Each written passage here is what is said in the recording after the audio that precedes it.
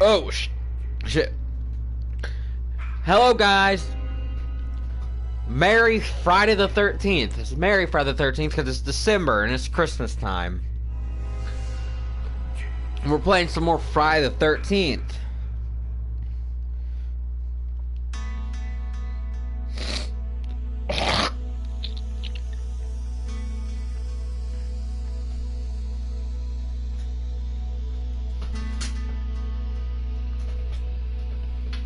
Let me plug my phone in first.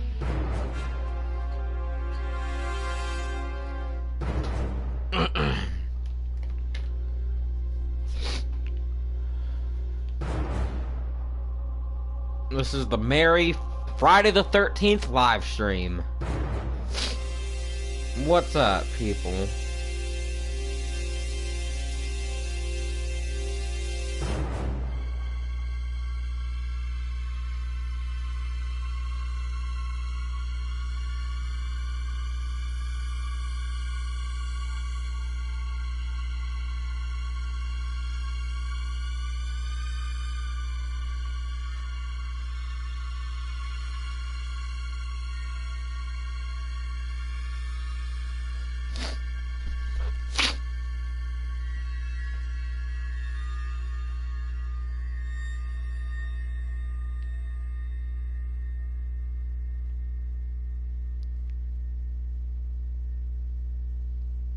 This is like the 8th video I did on this.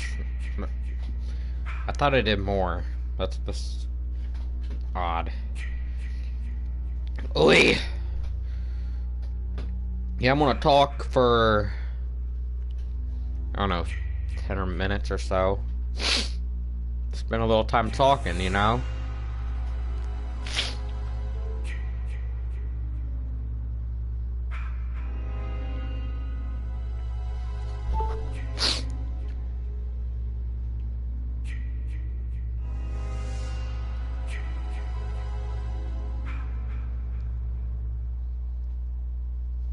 This charger is ass. My other one's all the way over there.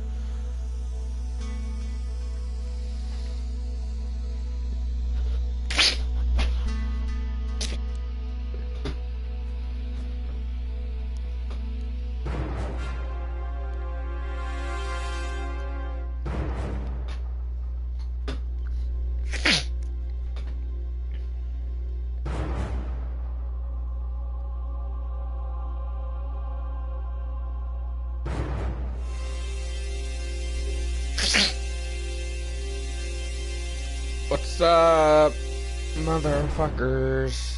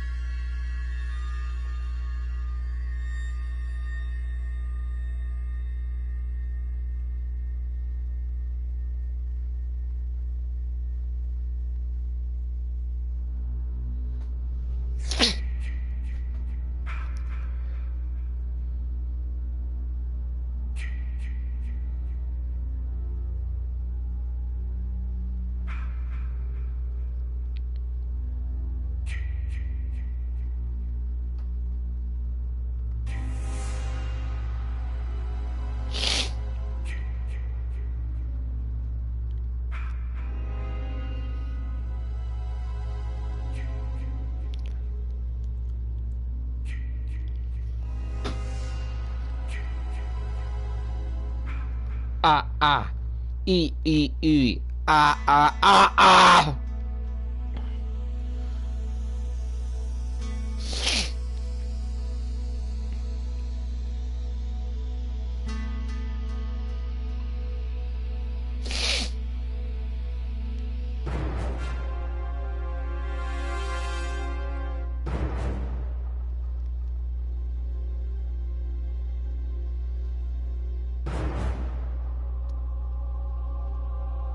Ah!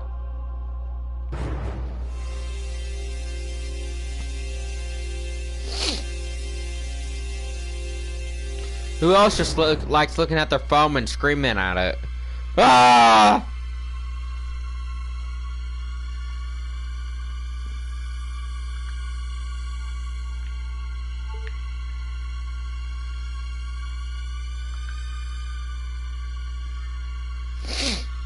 I'm just gonna be talking for, you know, a few minutes.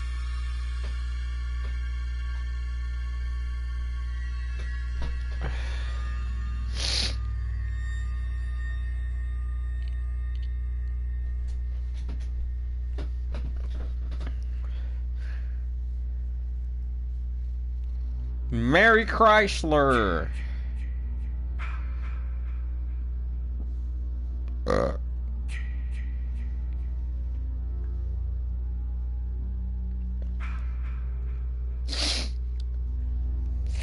Oh, Chrysler. Oh, Chrysler tree. Oh, Chrysler tree.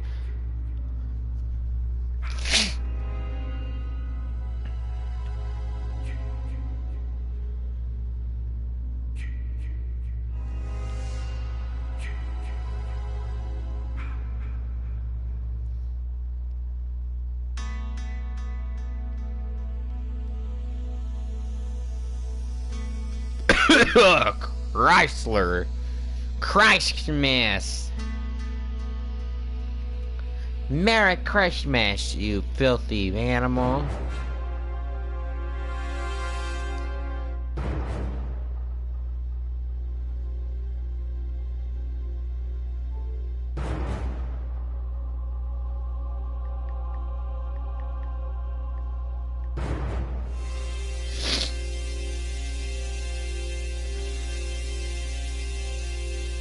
Hee hee hee hee.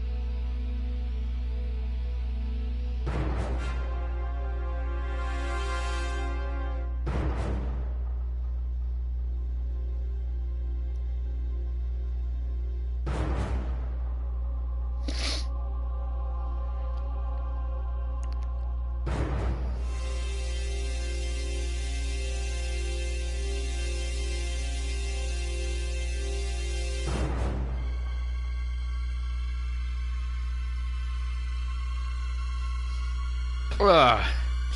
Shit. I feel like shit. Oh.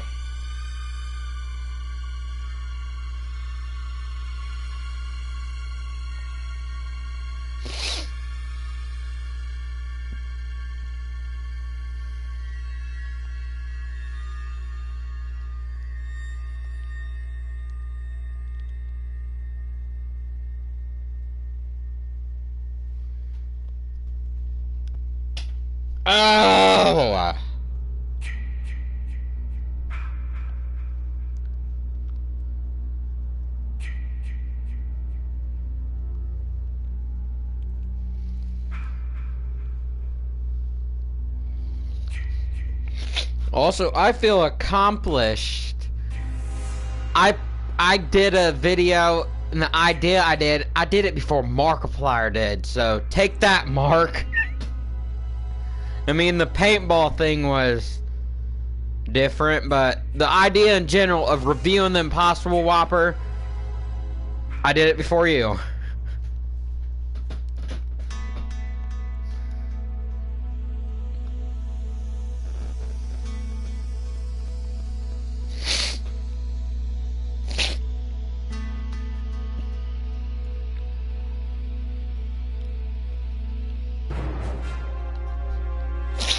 Ugh.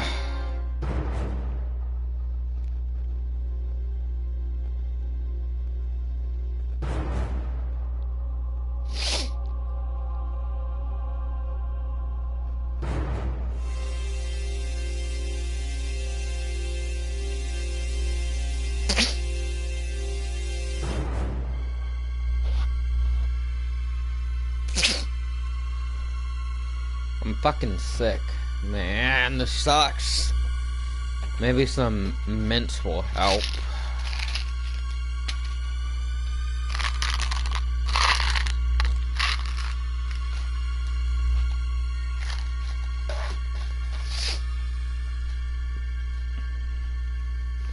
Okay, let's go ahead and get... Well, I guess we can wait a few more minutes. I mean, I'm gonna explore the virtual cabin.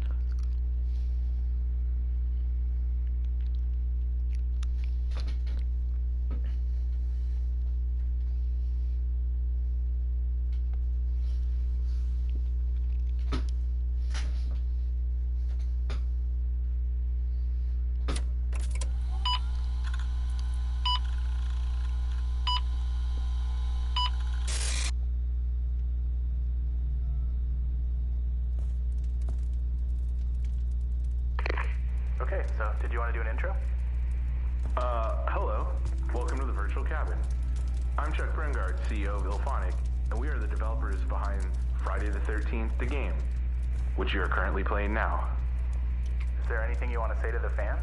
Sure. I just want to say thanks for playing and supporting the game. Our fan base has been incredible.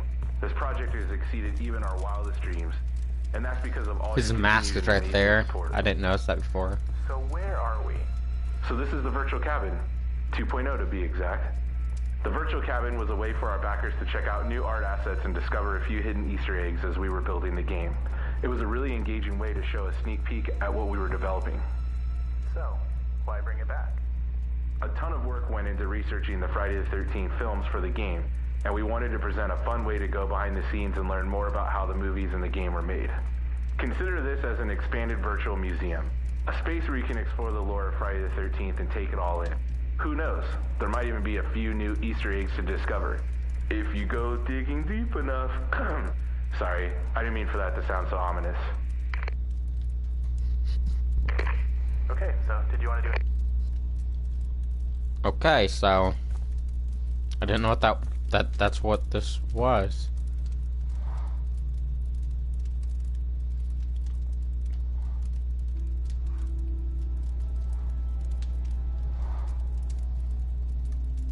Hang on, let me move my thingy. I'm gonna read this. I'll get into the actual game here in a little bit, so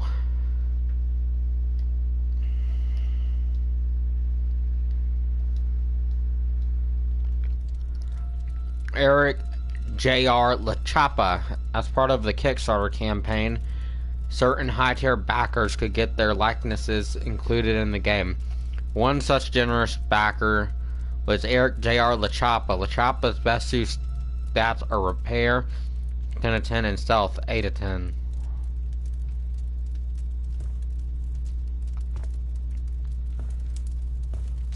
We'll go. Is there any... And there's a Jason mask hanging there. Guess that's cool. I'm fucking sick.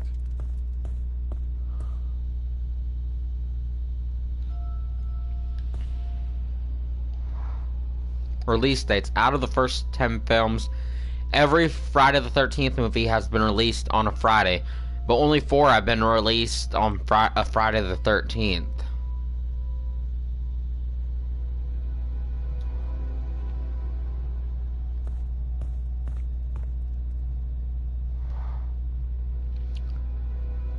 Diorama display a deception of the final scene at the set at the Voorhees house.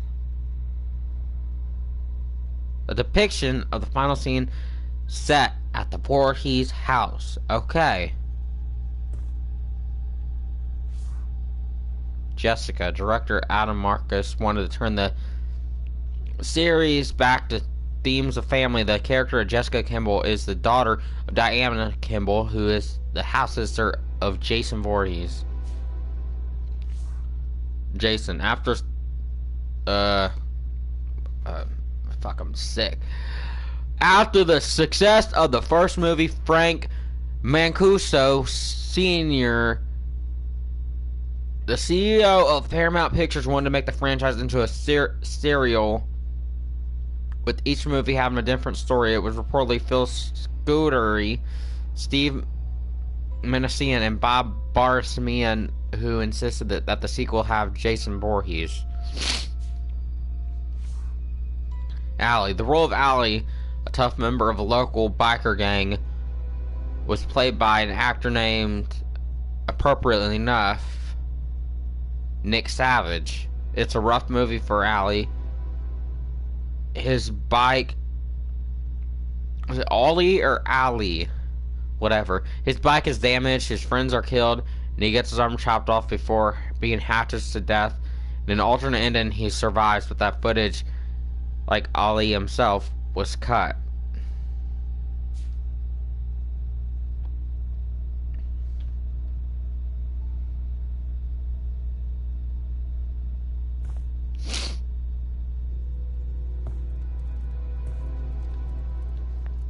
This is actually pretty cool.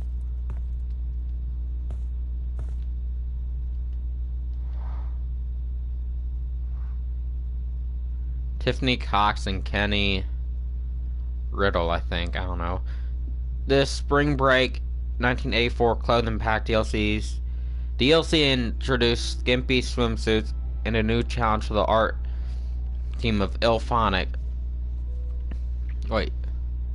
Ilphonic.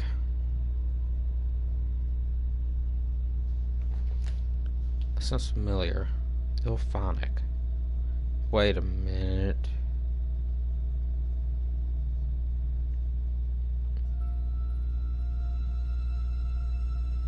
What other games have they did?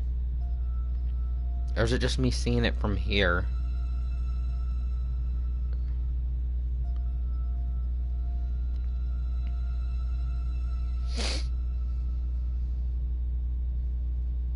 I'm slow sometimes.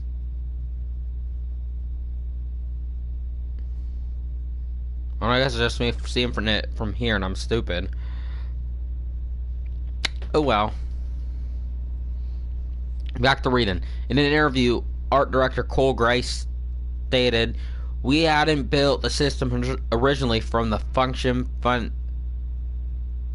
Wait, what? I got lost. Give me a minute. We hadn't built the system originally for the customization of swimsuits. We've had overhauled how the characters function. Fundamentally, it has to do with a much larger scope of work that involves a gore system, so now we have to have a bunch of new clothes that work with the way our characters pop. Our characters are essentially crash dummies. They have to break apart at certain locations. It was a bit of a challenge.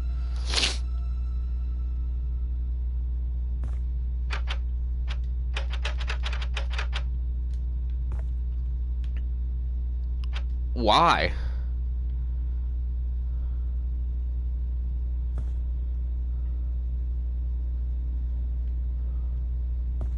There's a sock there.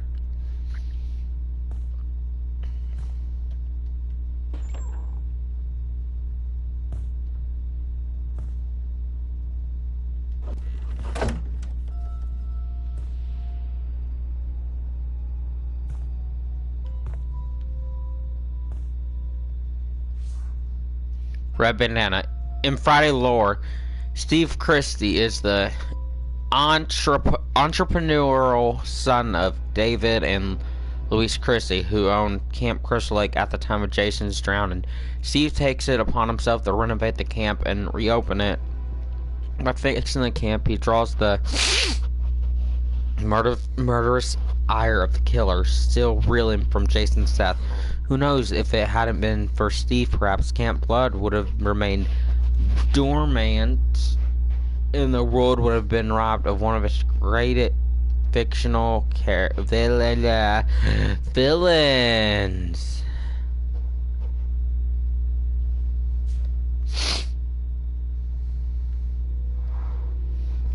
Jenny Myers, the character Jenny Myers, known as the girl next door, is voiced by talented Christina Klebe. Unlike her character, Christina is a bit of a traveler. Born in New York, Klebe spent her formative years in Germany, France, and Italy.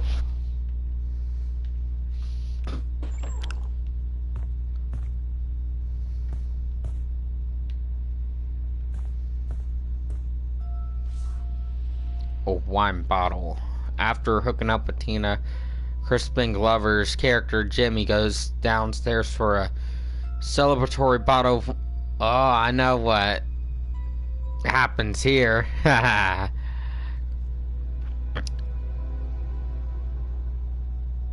Okay. Not having the means to open the bottle, he calls out for a corkscrew. Jason obliges by slamming it into his hand before hacking him in the face with a meat cleaver. You should be careful what you wish for in a Friday film. It's actually a pretty funny kill.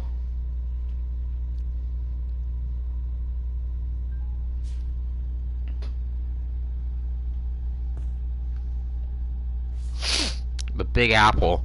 From a water start to a toxic, and Jason spent Friday the 13th part 8. Jason takes Manhattan covered in goo. According to Kane Hodder, put slime on him in every single shot. He was wet the entire movie.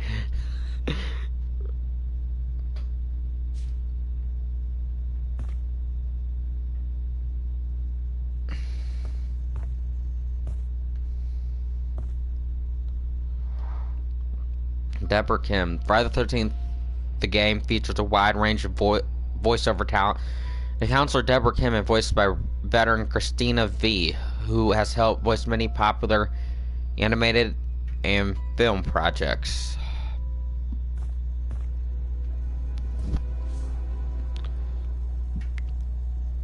Shelley and his ma.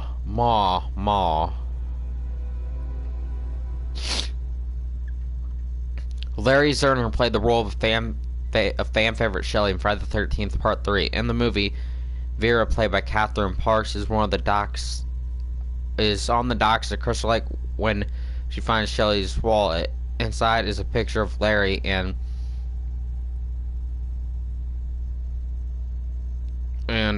shit. I fucking hate being sick. I just lose my thought. And his actual mother. Startled by a noise, Vera drops the wallet into the muddy waters. Upon fishing it out, she's confronted with Jason wielding a harpoon gun. Fans know the rest of the story. What they might not know is that after filming, Larry gave the washed out photo to his mother, who put it on her fridge as a memento. It stayed there for 30 years before it was scanned and put into this very game. That's cool.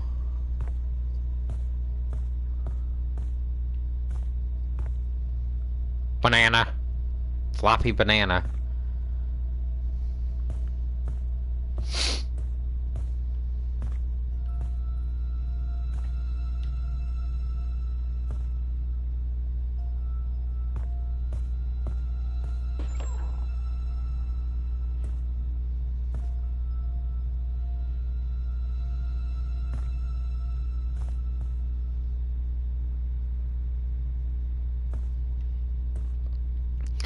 I could just spend the whole video doing this. This is actually kind of neat. I like this. This is cool. I didn't know this was what this was.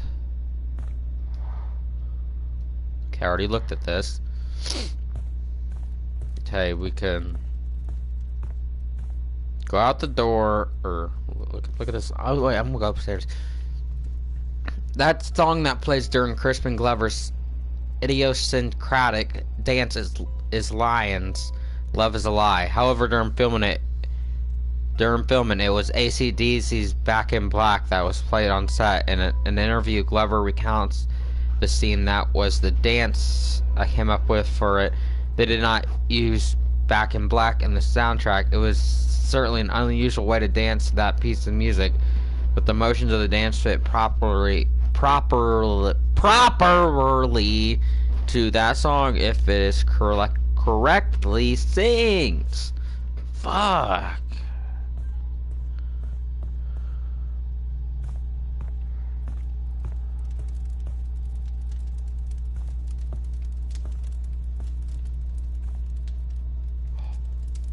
So cool.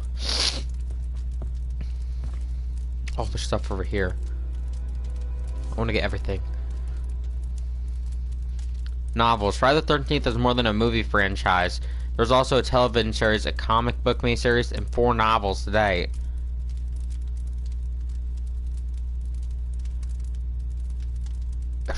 I gotta look all this shit up. I need to buy this shit. I love Friday the 13th. Writing. The script for Jason Goes to Hell is exceptional in that not a single teenager was called for in the script.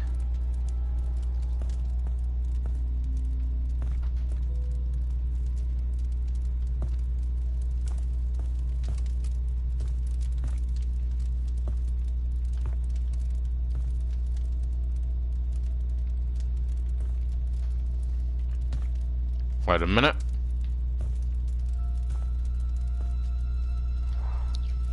The music of the films. Composer Harry Manfredini has scored 8 Friday films. Some of his older music was reused in Part 7 as well, but it was his first score for the original movie that set the tone for the rest of the series. In an interview, Manfredini described how that score took on a life of its own. The music became a character in that film. It was really minimal. There were really only 2 chords in the score. There was a sameness to that score. There was never any melody.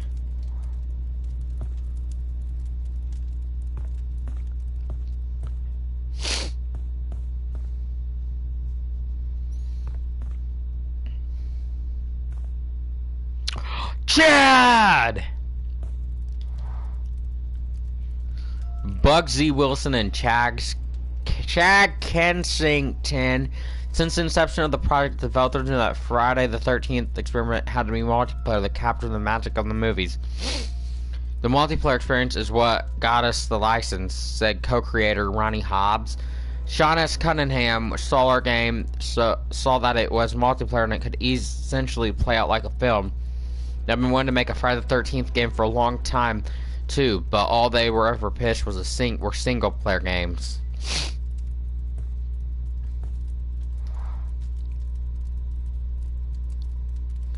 Okay, same thing, just different view.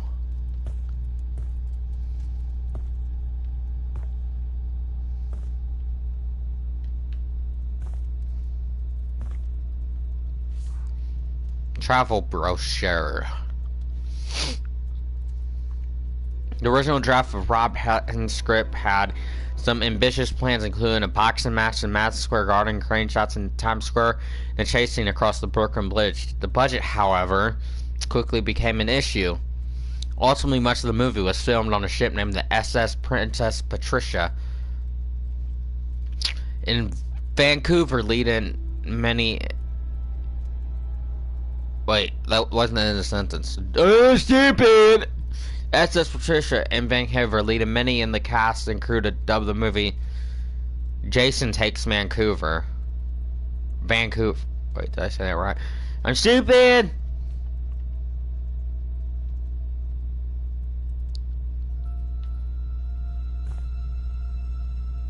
Oh. Oh.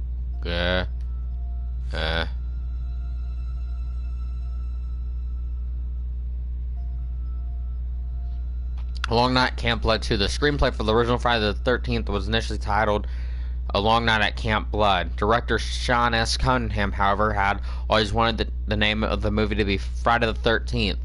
Even before he had finished a script, Cunningham took an advertisement out in a trade publication to say its claim to the popular idiom. The new title was successful, although you can still see references to Camp Blood sprinkled throughout the series.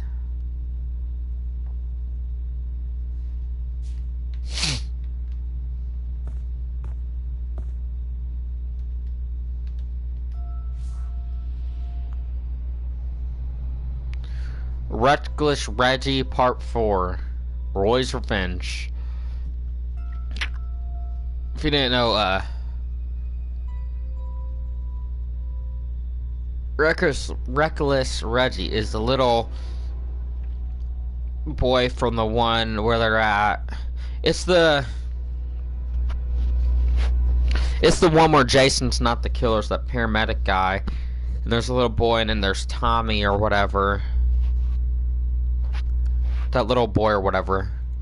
His brother's singing in the bathroom or in the porta potty or something. It's a weird ass scene. But he ends up getting killed, so it's good.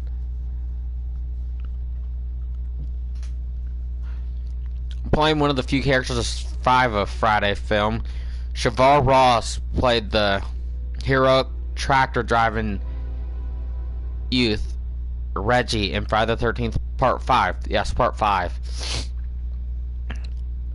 Ross was offered a part in the Follow movie, but turned it down when he learned of the filmmaker's intention to kill the character off.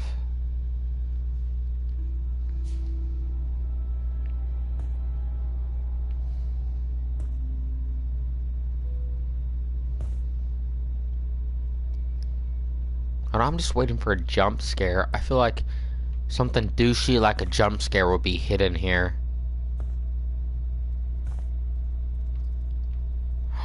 Here's all the masks.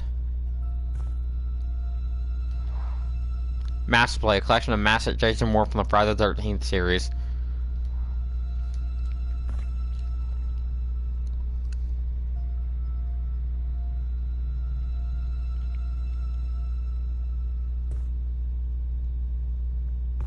Looks like there's 3 missing.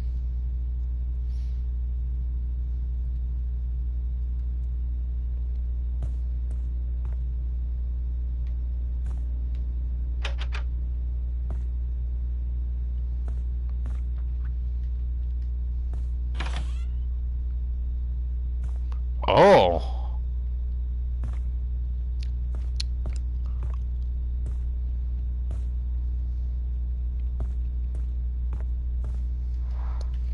Game development. Game development can be consuming and somewhat unique enterprise. Ilphonic founder Chuck Brugart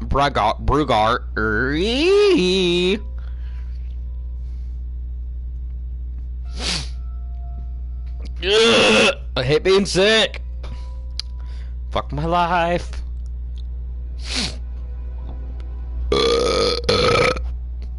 Oh, that was a nice one.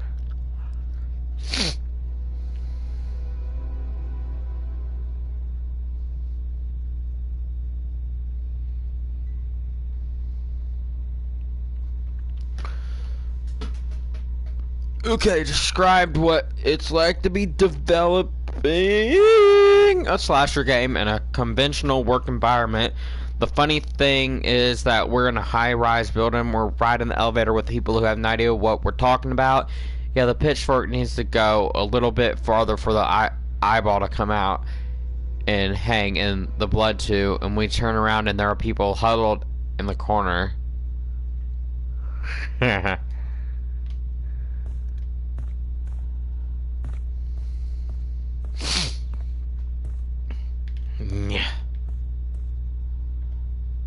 College. Okay, let's go in here. Can I not look at the... Oh.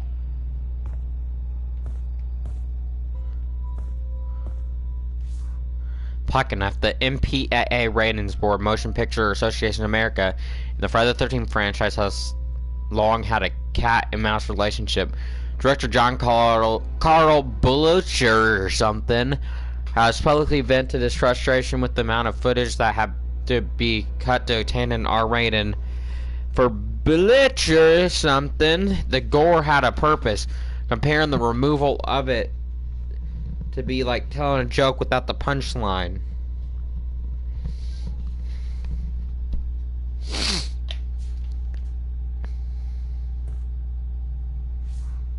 Firecrackers. Ilphonic and Gravamina found the player feedback from the beta build to be invaluable towards balancing the game, according to dev Ronnie Hobbs.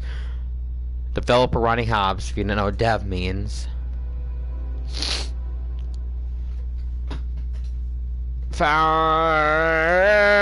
One item that requires adjustment was the firecrackers. If you played the beta, you'd know that firecrackers used to be the least useful item in the game. They were designed to be a deterrent to fool Jason. You could only throw something down, and if he was using sense, he would see sound pings, and you could run the other way. Firecrackers can stun him now.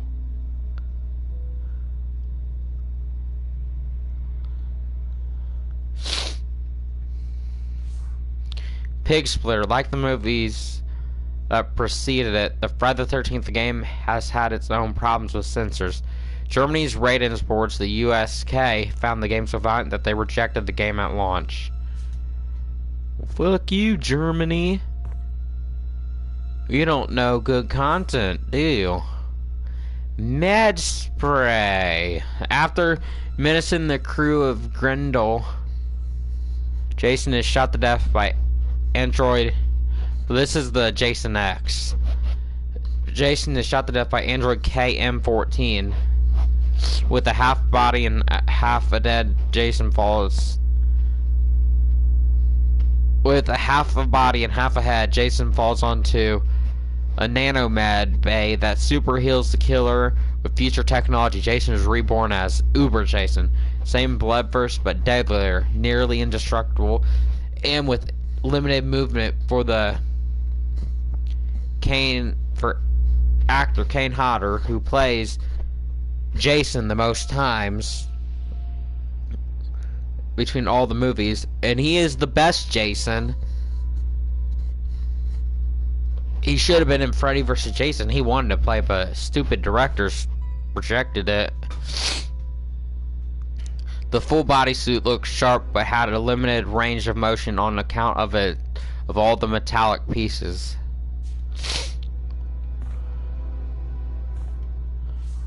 Spear. Many kills in this game take their inspiration and origin from the movies. The kill where Jason spears a counselor in the face, for example, is a reference to the VW bug scene in with Nancy McLaughlin. Yeah.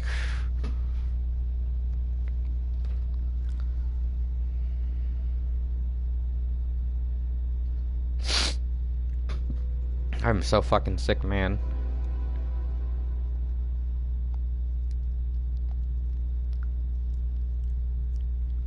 This fucking sucks. Oh, I hate being sick. Among the most interesting deaths in Part 5 was the road flare death. In this scene, two greasers, Vinny and Pete, are stranded along the road in the woods. A common enough occurrence in the world of Friday the 13th. Jason ambushes the two and shoves a road flare in Vinny's mouth. For the special effects shot, they made a latex version of Vinny's head and jammed the road flare in the mouth, making a horrific red glow. How come I don't remember this? I won't go look it up and watch it. Give me a second. What part? I don't. Friday.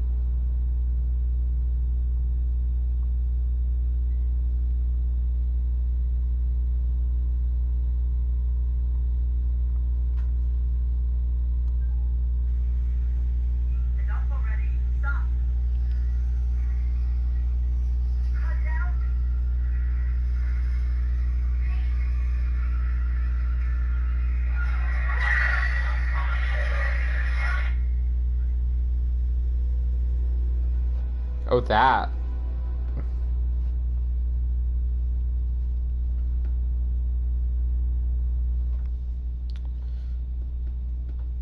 Ugh!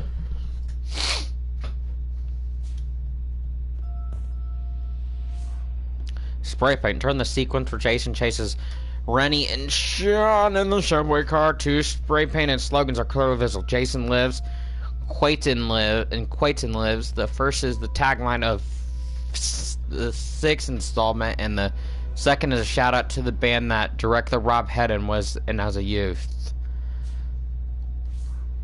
Spray paint again. In the climactic fight of Part 6, Jason pulls Tommy down the bottom of Crystal Lake. Underwater, there's a metal sign for Camp Crystal Lake with the word blood spray painted over Crystal Lake. It is an homage to the title of the original Friday the 13th screenplay, A Long Night at Camp Blood.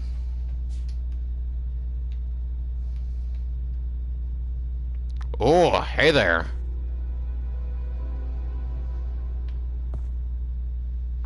Baseball bat. Bat. Ken Hodder did the motion capture for Jason's kills. He is awesome. He did the motion. See, he is the best Jason. He's the one who did the motion capture for Jason's kills. He is known for his intensity and dedication to his craft. For some of the weapons kills, the mocap team created a dummy for Hodder to physically hit with rubber bats.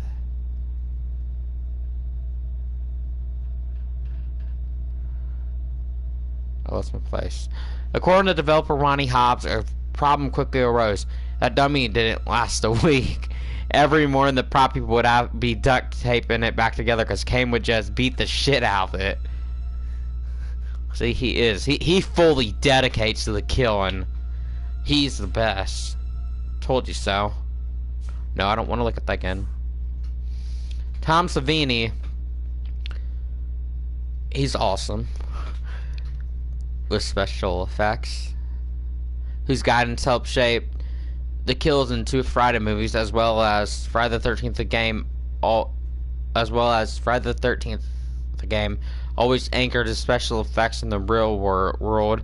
It can't be preposterous, said Sweeney in an interview, because you won't believe it, and while the realness of practical effects come at a cost to time, resources, and ingenuity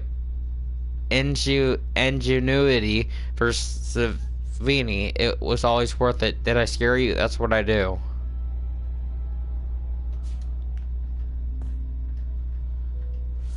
Knife. Throughout his career, Tom Savini has been called many things, perhaps most adoringly the Sultan of Splatter. Dev Ronnie Hobbs gave the rationale for the adultion this way. People always say there is a million ways you can slice the throat, but only one right way, and that's the Savini way.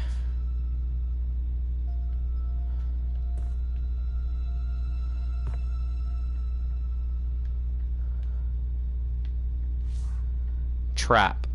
The novel Friday the 13th Hate Kill Pete sets the stage for the FBI sting that occurs at the beginning of Part 9. In the epilogue of the novel, the FBI has discovered that Jason does in fact exist and goes about setting a trap to send him straight to hell.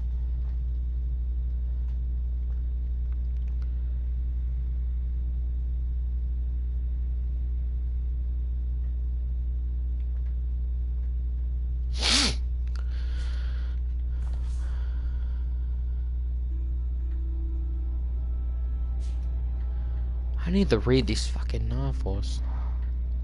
Radio called a commentary throughout the series. Harry Manfredini's iconic Ma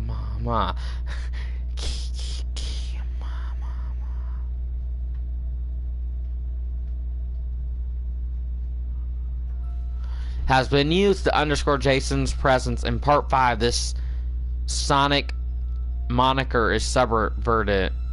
Tommy Jarvis, driven mad by hallucinations of Jason, rises from his hospital bed as the VO whispers ki ta ta ta. As he opens his drawer to see the hockey mask waiting for him, Ki is for kill and Ta is for Tommy.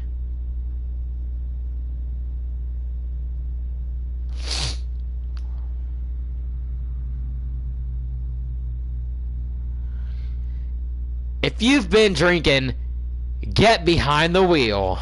Yeah, that sounds great. Go drink and get behind the wheel.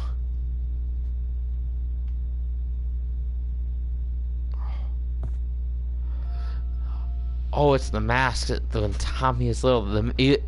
I love these movies. I remember so much about them. I love these.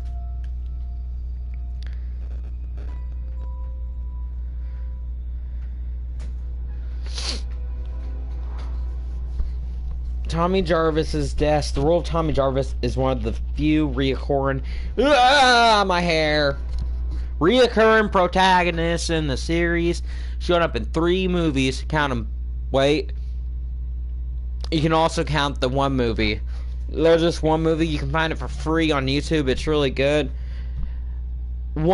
Actually, Tommy he's played by a dude who actually played him in one of the previous movies, which is why I loved it. It was such a cool Easter egg. I didn't realize it was Tommy Jarvis at first, and that he was played by one of the dudes who originally played him. But it's called Never Hike Alone. If you, I might leave a link in the description. Just give me a second. I'll go look that up and leave you a link in the description for that movie. It's a really great movie. Free on YouTube.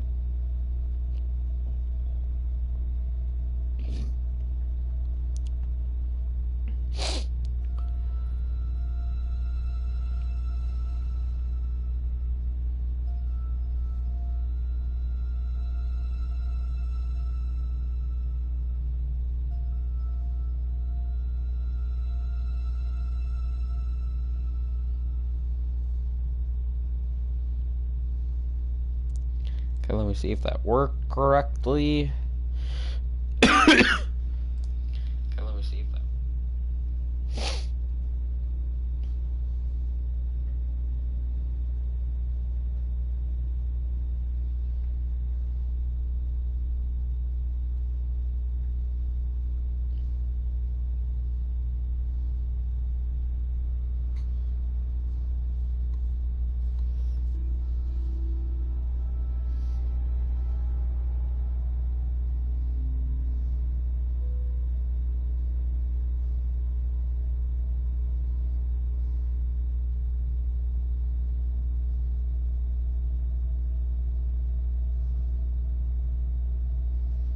Okay.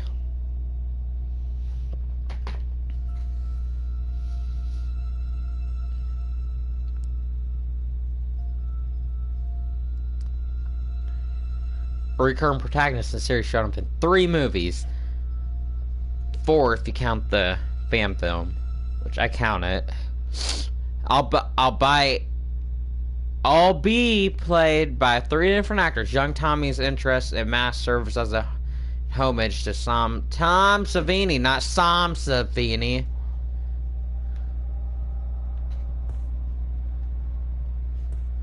Jason is dead. 2 for 1 burger sale. I get that. That's the sign from the and Jason Goes to Hell, the burger joint. That's a nice reference. Summer camp. Your sleeping bag will be your body bag. Slasher Volume 1 Summer Camp. Even before they had the license, developers at Gov Media intended to write a love letter to the Friday series and knew they needed the Legends to do it. Speaking of their early days, co-creator Ronnie Hobbs didn't mince words. Our goal all along for Slasher Volume 1 Summer Camp was to get Tom Savini, Kane Hodder, and Harry Manfredini We knew that we needed those guys aboard. We couldn't do it ourselves.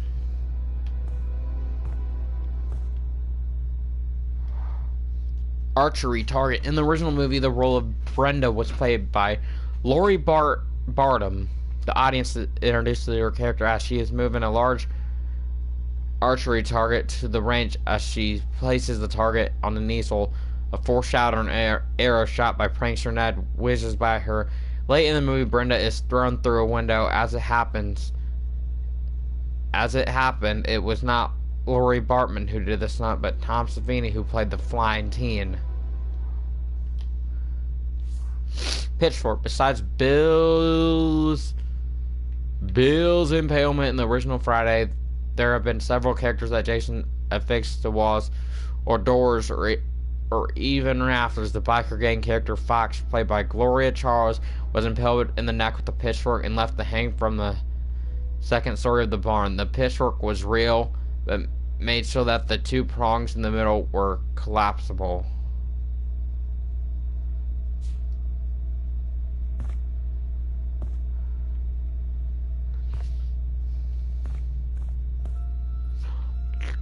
Goose! It's a duck, but Goose! Jason's relationship with animals is undefined. Party Jeff and Sandra discover a dead dog. It is suspected that it is the work of the killer, although it's never confirmed. In part 8, Jason takes me to have the director instructed Kane Hodder, who played Jason, to kick a dog. Hodder, however, refused, saying it wasn't in Jason's character. See, Jason's a nice guy if you're not a horny asshole. And he loved dogs. I mean, I have a picture proving that on my phone. So try me, bitch. You can't tell me otherwise. Bird! The jungle gym in front of the Voorhees residence that Jason, the protagonist, Stephen Freeman, fight on is the same jungle gym Alfred Hitchcock used in the 1963 for birds. Oh, fight me. Special effects artist Tom Savini came to the attention of the Friday the 13th filmmakers from his work on the movie Dawn of the Dead. That's a good movie too. Of particular note was the visceral nature of his special effects and kills. It was realism that was hard-won. Tom Savini had been a combat photographer in Vietnam. If the special effects he created didn't give the same feelings as what he remembered from the war, they weren't good enough. Machete. Every movie in the Friday series killer. In every movie, the Friday series killer has used a machete. And I have a fake one right there by The Mask. I wish I had a real one. That'd be cool. I could have a... In part 9, Jason Goes to Hell, it is Jason's right eye that shows machete damage, as opposed to the left eye that is damage at the end of part 4. Ilphonic and Gun Media corrected this for the part 9 Jason in the game. The dev took a poll to see if the mistake should be retconned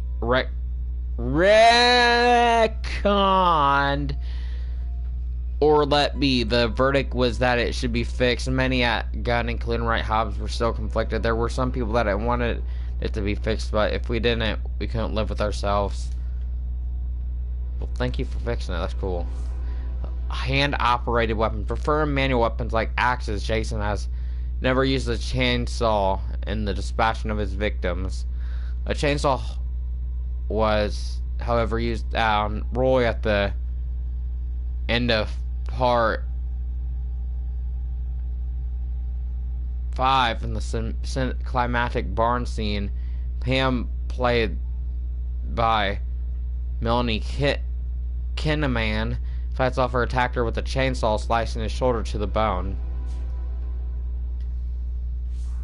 Axe. To promote Jason Takes Manhattan, an Axe Wood and Kane Hodder appeared on the Arsenault Hall show in full Jason regalia, I don't know. Hodder didn't speak or break character throughout the entire interview. Credit to Arsenault for pulling it all off. Spear again. Filming a Friday the 13th movie, Friday the 13th movie has always carried a certain amount of risk. Director Tom McLaughlin, not McLaughlin. That's Jacksepticeye. McLaughlin or Glocklin, McLaughlin. That's Jacksepticeye. McLaugh found this out the hard way when he cast his wife Nancy in part 6. Nancy played the role of Elizabeth, who Jason spears through the windshield of a Volkswagen Beetle. When it came time to film the shot, Nancy sat in the car as Jason rammed the spear through the vehicle. The windshield gave way, but changed the trajectory of the spear, nearly impaling Nancy. You done fucked up there. Jason turned many implements into tools for murder. However, some of the most censored kills have been from unarmed combat. In part 6, Sheriff Garris is bent backwards and broken in half. It was a bloodless kill, but never was the one that the ratings board had the most trouble with, finding it too intense.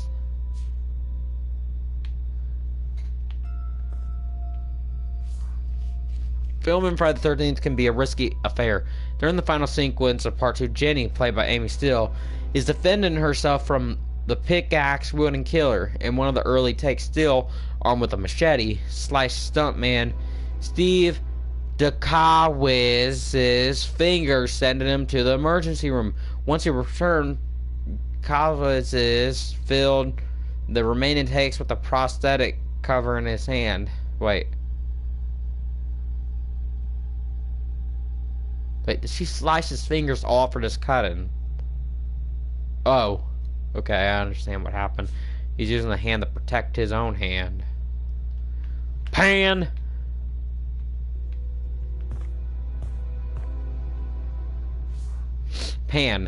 When it came to creating the kills for Friday the 13th, the game company knew they needed expertise, and who better than the man who helped create the slasher genre. So they brought in legendary practical effects guru Tom Savini. That's what I did in the Friday movies. Says Savini creatively kill teenagers in the woods with household implements. It's a living. Somebody has to do it.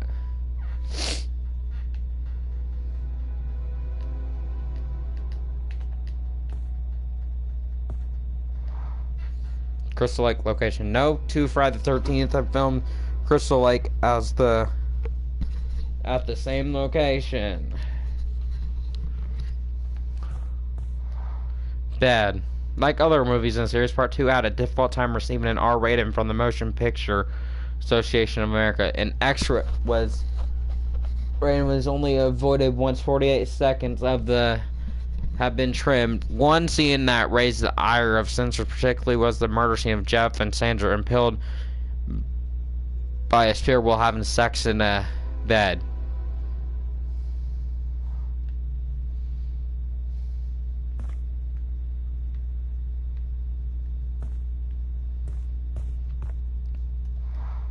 Jump scare. The iconic stinger in Part 1, where boy Jason springs from the lake, helps spawn a franchise, according to special effects legend Tom Savini.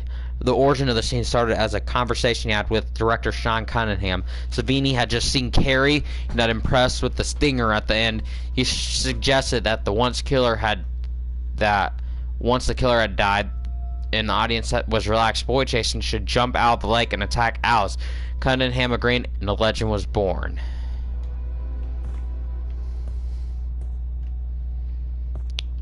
Okay, did I get everything in this room? I want to make sure I got everything.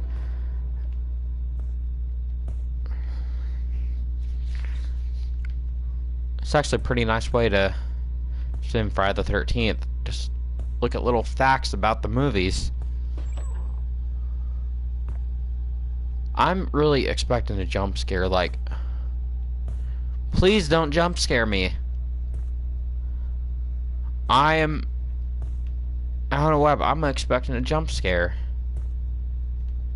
Oh, there's a hockey mask in there.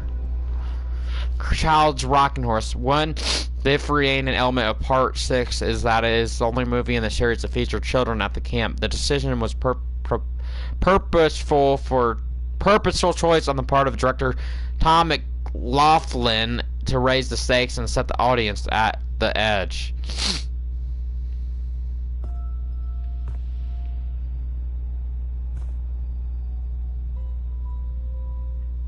There's something in there.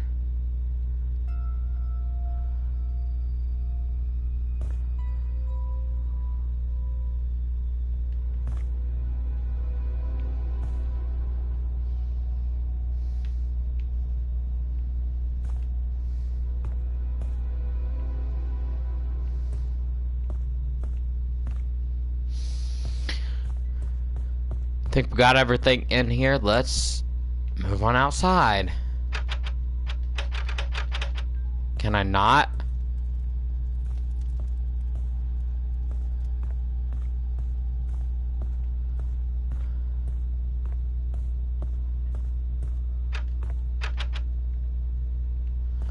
But why do you give me an option to go touch you fuckers?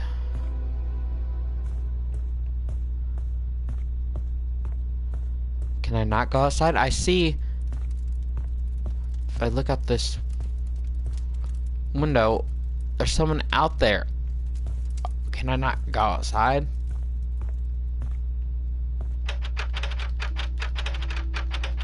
Oh.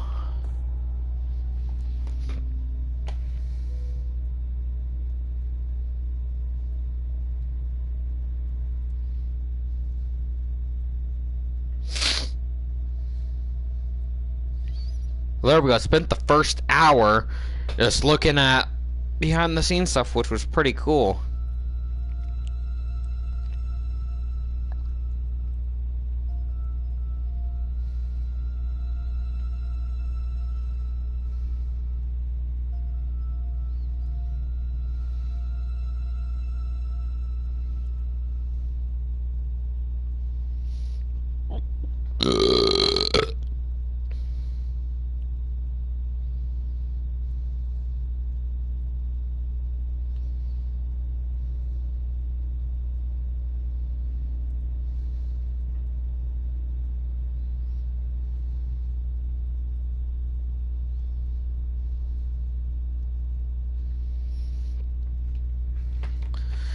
So, is there anything else that I missed? Because I was really enjoying this.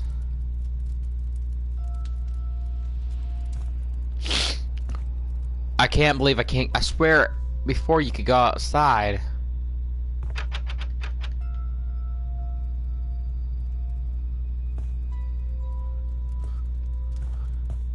I mean, it would have been nice if you threw in a jump scare. That would have been kind of cool, I guess.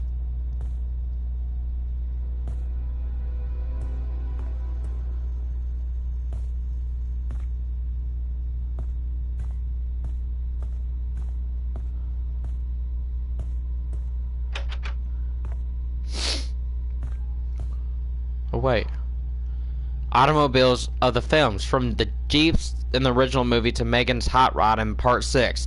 There have been many memorable automobiles in the films. In Part 5, Ethel's wild son crazily rides a motorcycle before being decapitated with a meat cleaver. Without much of a budget, the director had the actor Planning Jr. Ron Sloan to do the stunt himself. It required Sloan to ride a motorcycle recklessly throughout the forest with a $50,000 camera mounted to the handlebars. What was the creepiest part about working on the game? Oh, for sure, the phone calls. Okay, sorry. That was great. Can you start over, but this time incorporate the question into your answer? My bad, yeah. So the creepiest part about working on this game was I get these weird phone calls to my personal phone. We worked on the game for almost, I think it was about 3 years. And every single Friday the 13th, we would get these calls from someone. At first, I thought it was someone at the studio, Paul or Dan or something, but it had to be like an F-13 fanboy or something. They would use this voice distortion and claim to be Pamela warning us to honor the memory of her son. Sometimes they would just laugh into the phone and hang up, but most of the times they would just, complain about the game taking so long. That doesn't sound that creepy. It wasn't until one time I called the number back and heard this.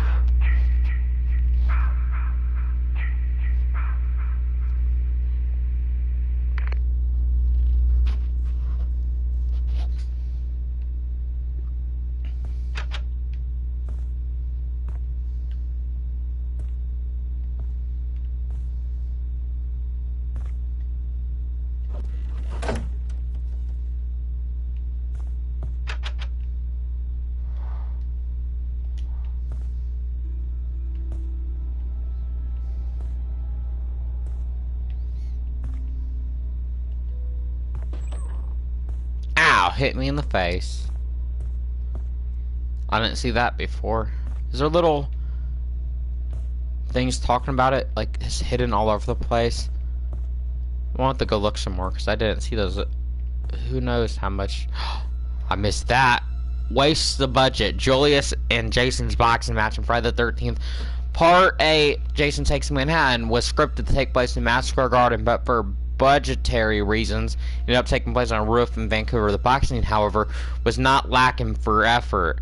Actor Vincent Craig Dupree played Juliet, who played Julius, was really punching Kane Hodder, who plays Jason, with all his might. When it was Jason's turn, he punched Julius's head off, sending it flying into a dumpster. 2 points. I missed this too. Menu. Jason has menaced several diners throughout the series. This menu is inspired by the diner in Part 5. Another diner in Jason Takes Manhattan features Jason bursting in, hunting Renee and Sean. A large cook attempts to thwart the killer before picked up and thrown into a mirror. The cook was 6'7", stuntman Ken Krisinger, who would go on to play Jason in another film.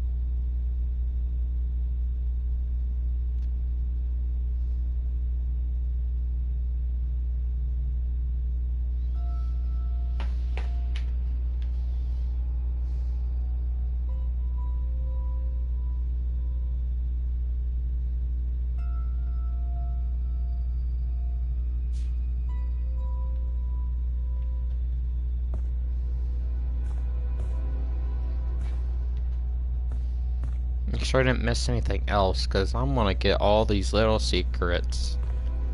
Because I am the best.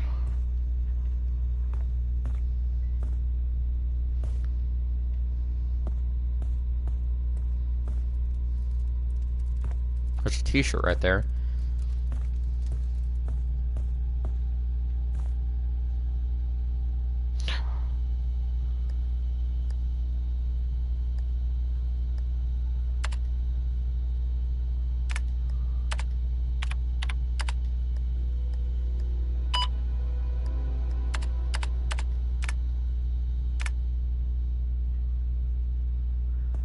Does that do something?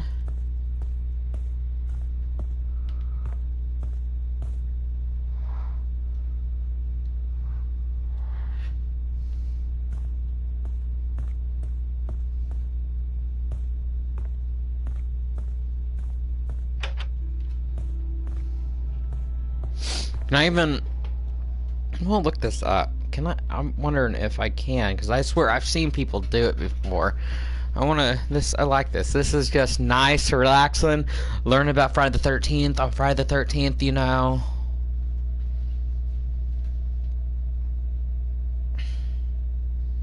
Speaking of relaxing, I have to take a piss, so I'm gonna take my phone, look this up, and I'll be right back.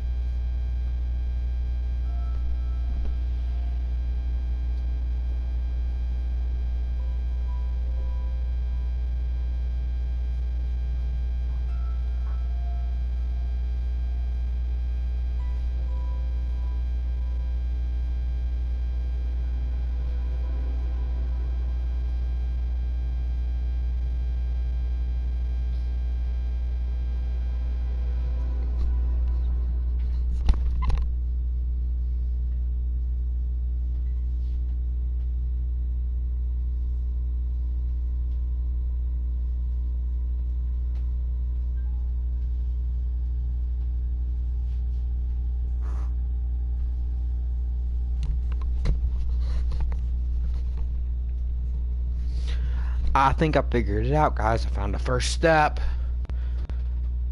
I'm gonna get it.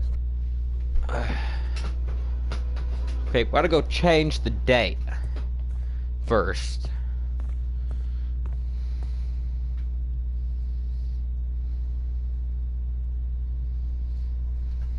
June 13th, 1979.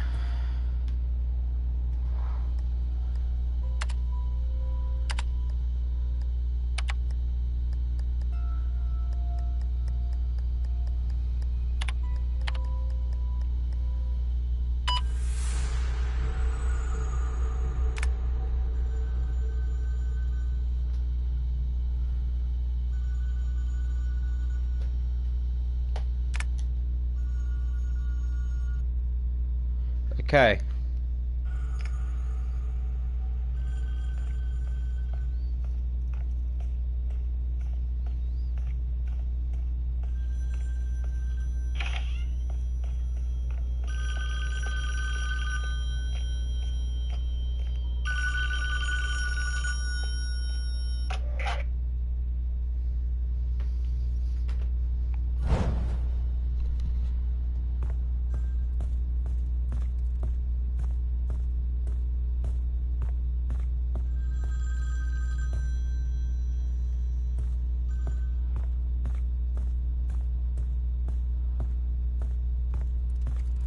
Wait a s-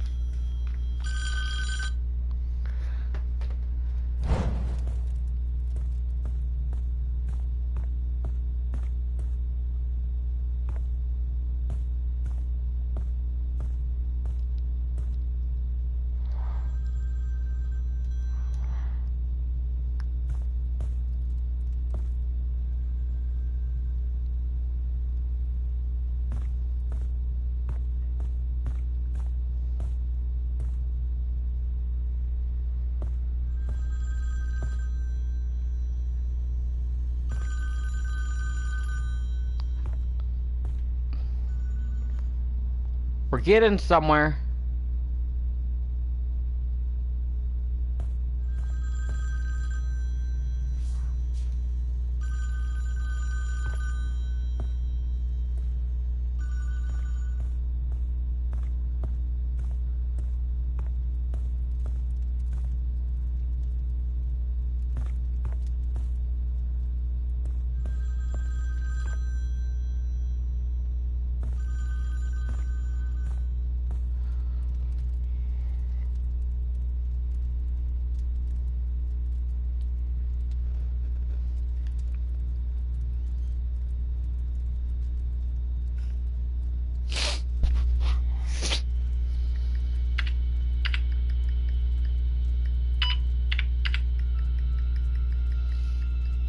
Huh.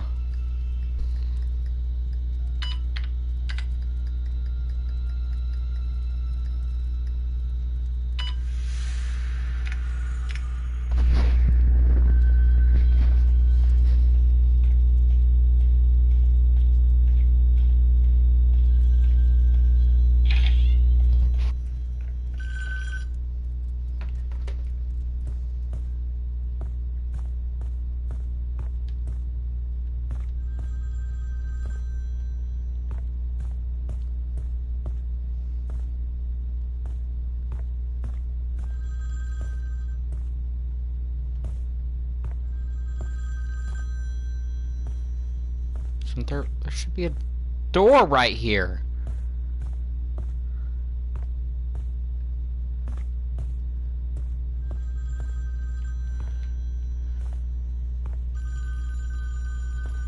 What the frick?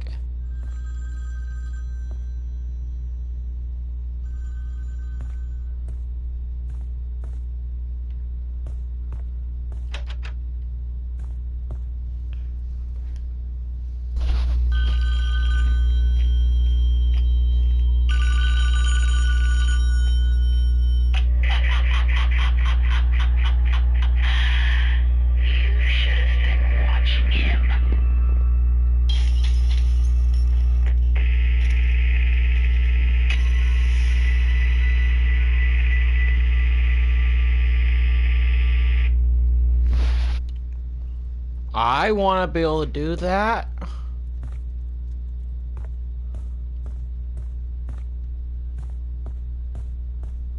Give me a minute. Let me...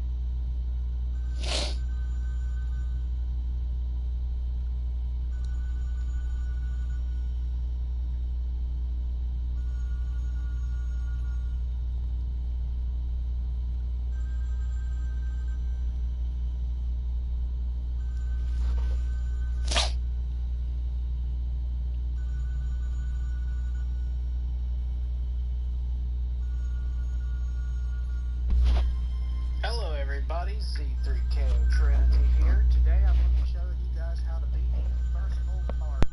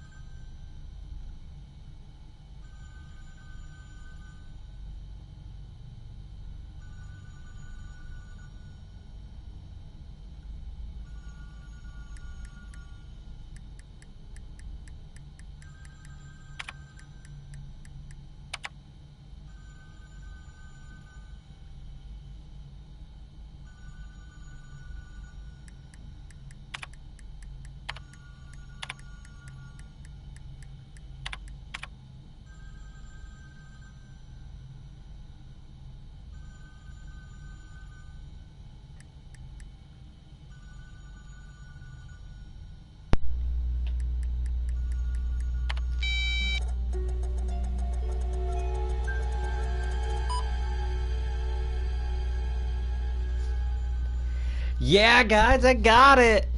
Hey.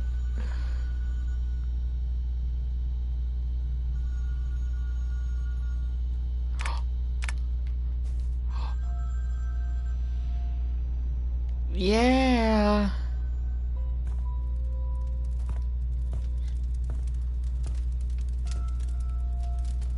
I don't have time to figure the puzzles out myself, so I'm gonna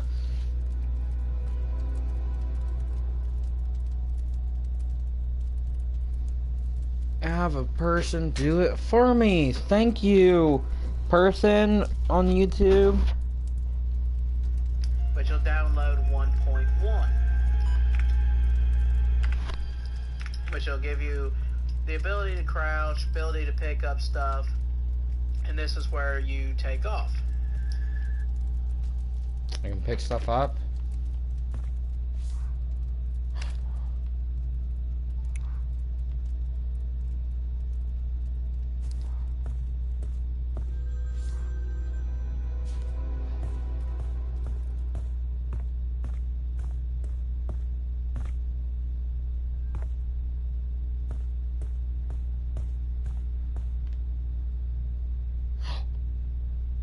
Sweet.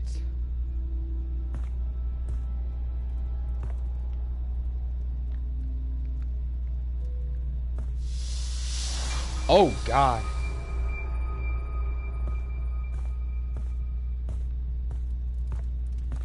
That scared me kind of.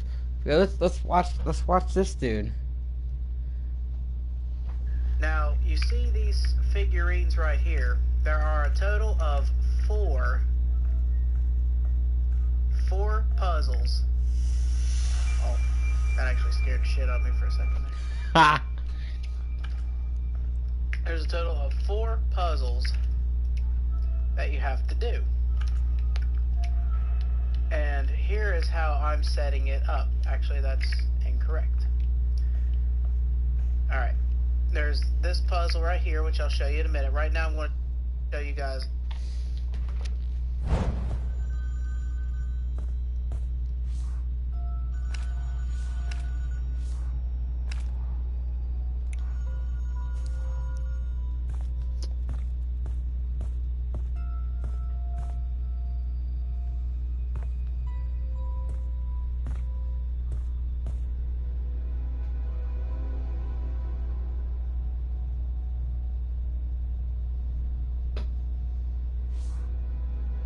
Only two actors that have appeared in both the films and this TV series.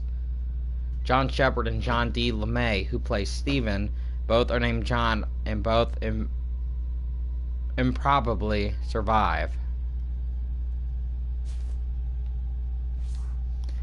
There are over 100 licensed Friday the 13th products and toys. Together they have grossed more than $125 million in revenue.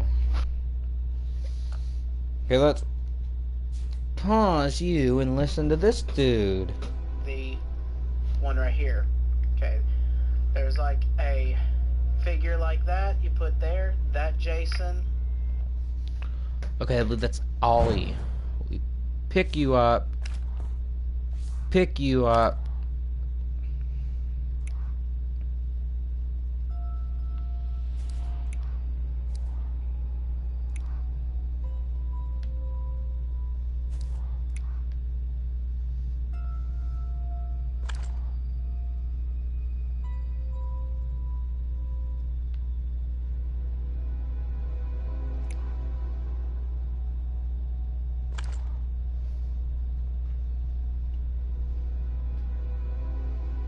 Right there. You can tell the difference because this one's got like wrinkles on his head. And there's also one in the bathroom. Right in this box. Ooh, to the bathroom. Like, some of you guys might be thinking, oh, you're taking the cheap way. No. No one has time for this. It's what YouTube is for, man, you know?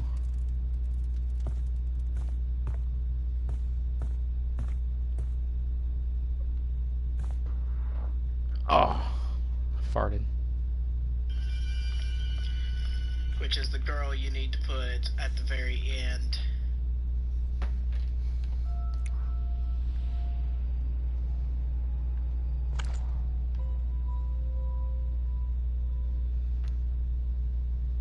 Right here. Just like that. Then you'll want to go back to the original.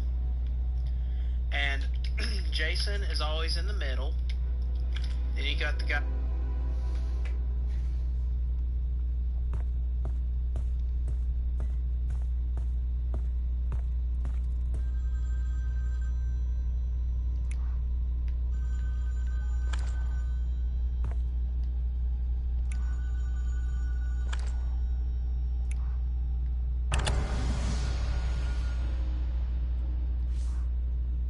Secret Patch.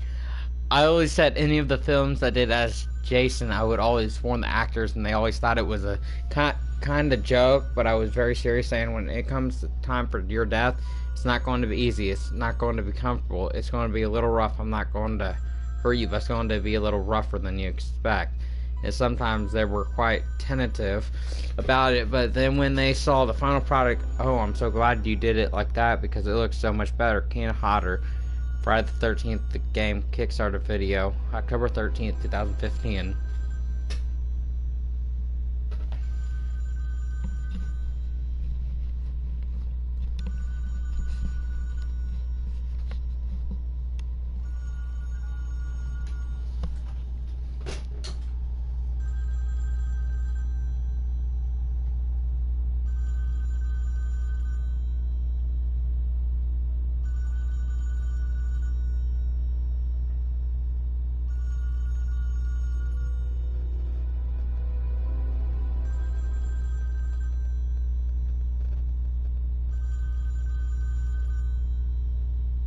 Guy going to stab him from behind, and there you go.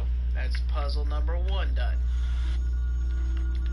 And once you get the badges, you can go back here into the kitchen, and you play.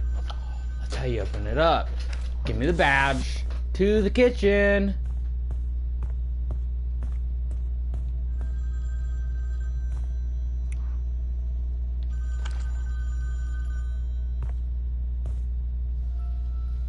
Okay. My leg's asleep. I'm about to make some coffee.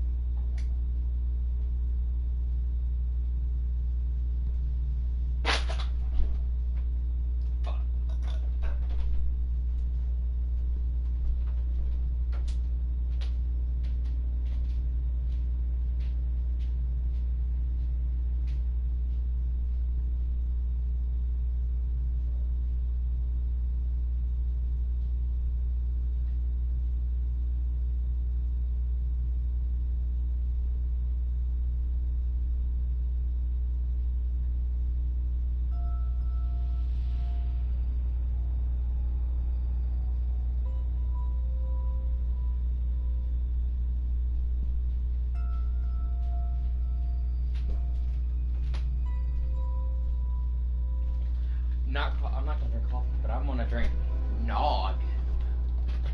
The nog.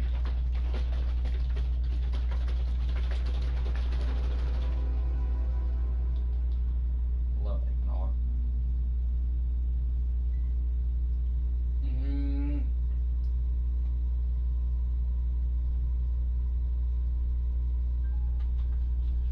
Shit is good. Bring some water over here too. You know, get comfortable. We could be here for a while, because I have no idea how long I'm gonna do this, but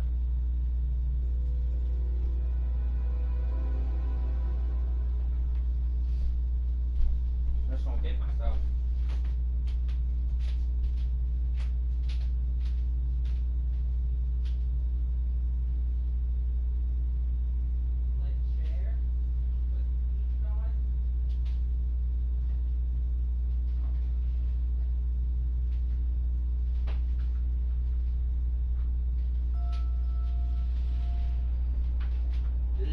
Chair to put left feet on, and we is going to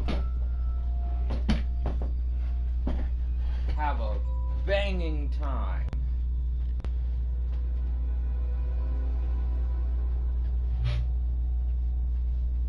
We's gonna have just a cozy, nice, relaxed. Cause man, it's Christmas Eve, and that's why it's called Merry. That's why it's called Merry Friday the 13th. We're going to just chill and be looking through this, getting some little fun Easter egg type dealios.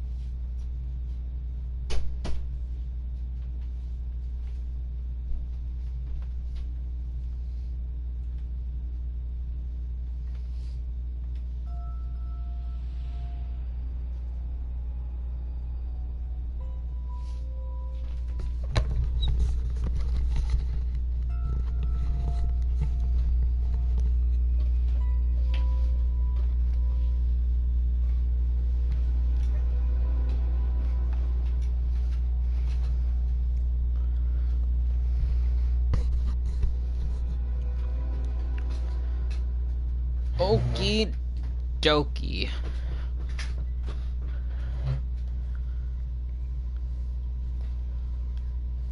Place them on this wall. Now the second one, we'll do the pedestals next. Okay, he went and picked up this.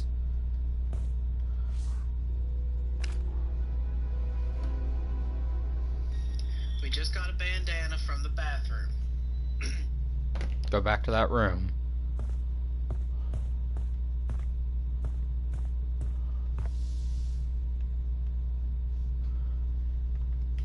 Which goes to this one right here, the pear.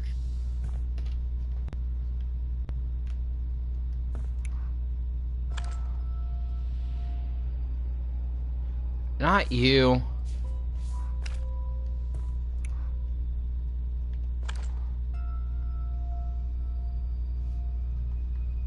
Which is a symbol for number 1. In here, we have a baseball cap that you can pick up, and you put it in here as number. Okay, don't need to go get it. I just go straight there. Because I'm a smart boy and I picked it up.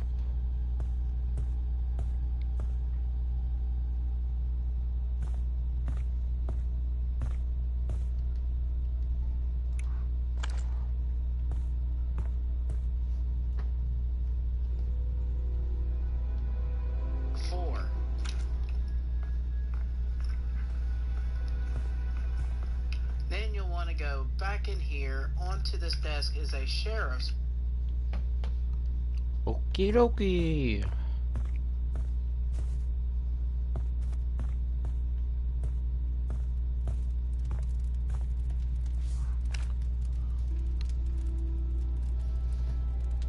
Badge. You want to take that sheriff badge and go up your ass. Okay, shove it up your ass.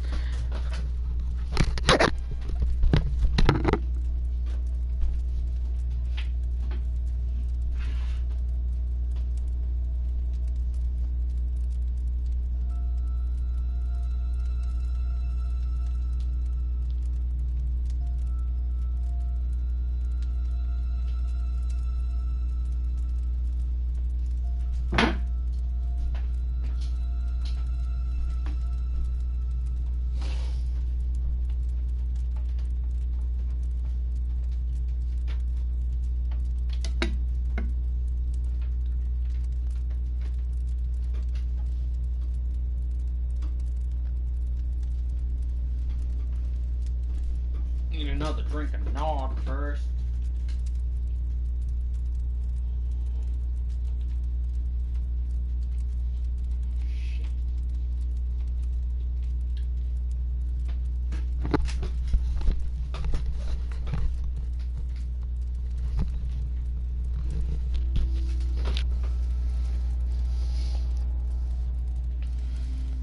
stairs with it. And no, don't worry, Jason will not kill you at the beginning of this round. Now the sheriff badge will go right here under. Jason is going to try to kill me in here. Aw, great.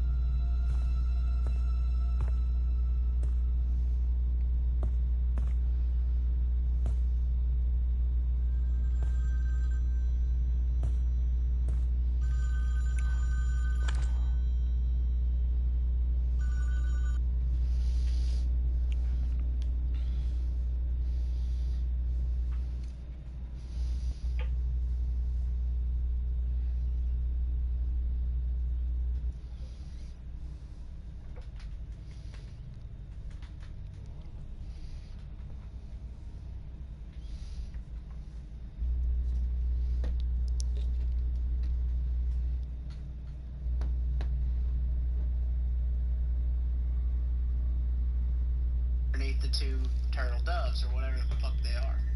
Where the Now, fuck they are? in the room with the tent here, it'll be this cabinet which you can open, and it has the back.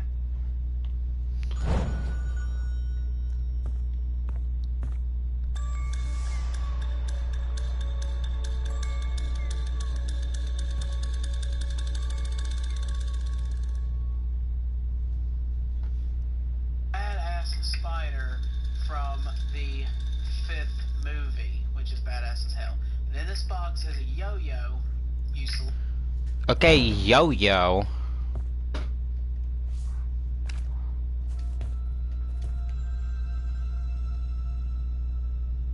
select that yo-yo.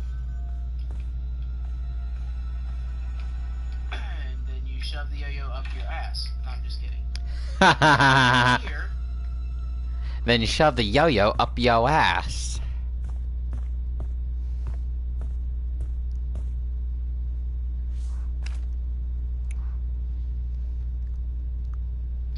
but you'll find a DVD. Just pick it up. There's the 3, and there you have it. The second badge. Now, to move on, we're going to do the mask badge. One of the masks is inside this tent. You have to crouch, and right there is inside the box. Whoa. That was a little bit cray-cray. Next up is downstairs in the fireplace. You'll see it pretty clear right here. If I can just get it angled correctly. There you go. And so finally, you can go inside here, inside this box, and right there's one. There might be another one. I am not too sure.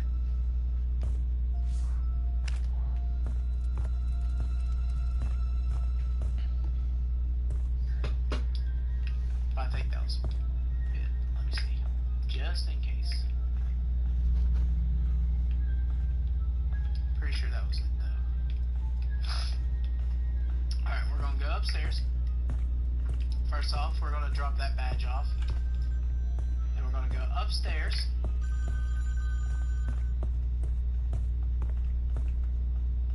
Where all these masks are. And you want to take them all off. Now, we're going to start down at this bottom one here. The bottom one is this one right here.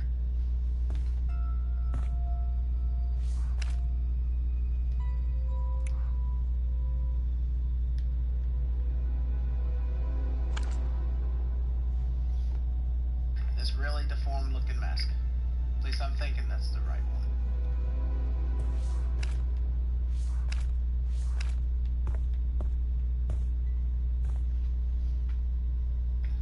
Actually, no, that might be the right one.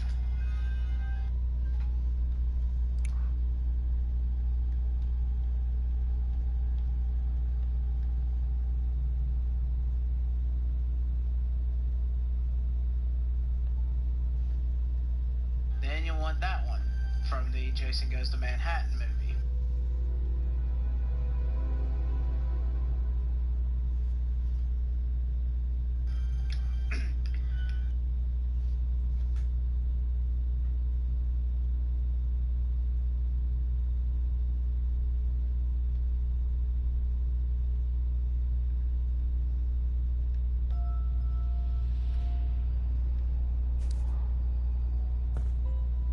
Wait, what?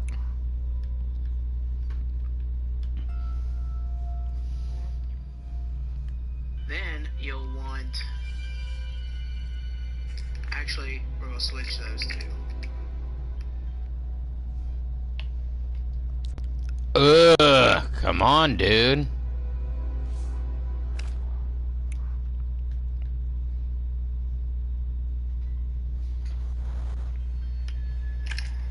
I think those...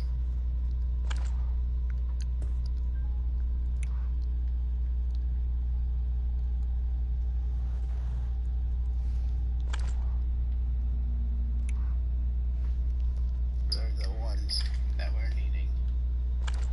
If not, we can switch them again.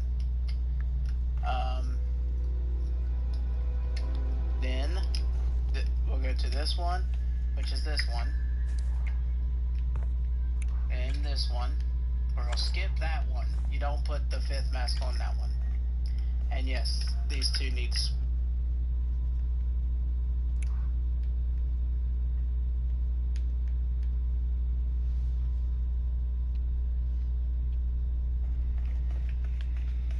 Where all these masks are. And you want to take them all off. Now, we're going to start down at this bottom one here. The bottom one is this one right here. This really deformed looking. Okay. I gotta switch them. Dude, fuck you. Know what you're doing.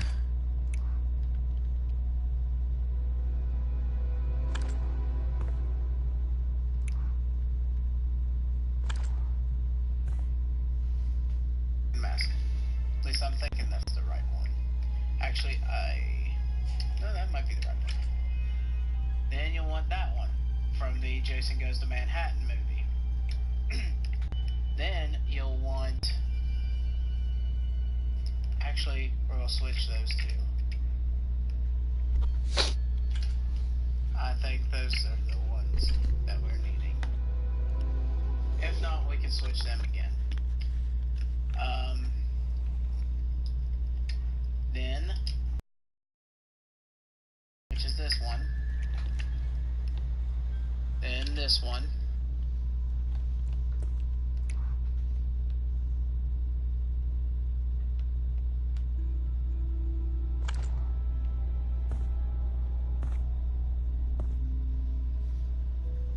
We're going to skip that one. You don't put the fifth mask on that one.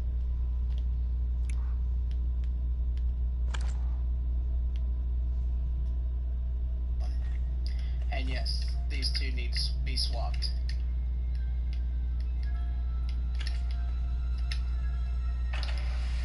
And there you have it. There's that badge.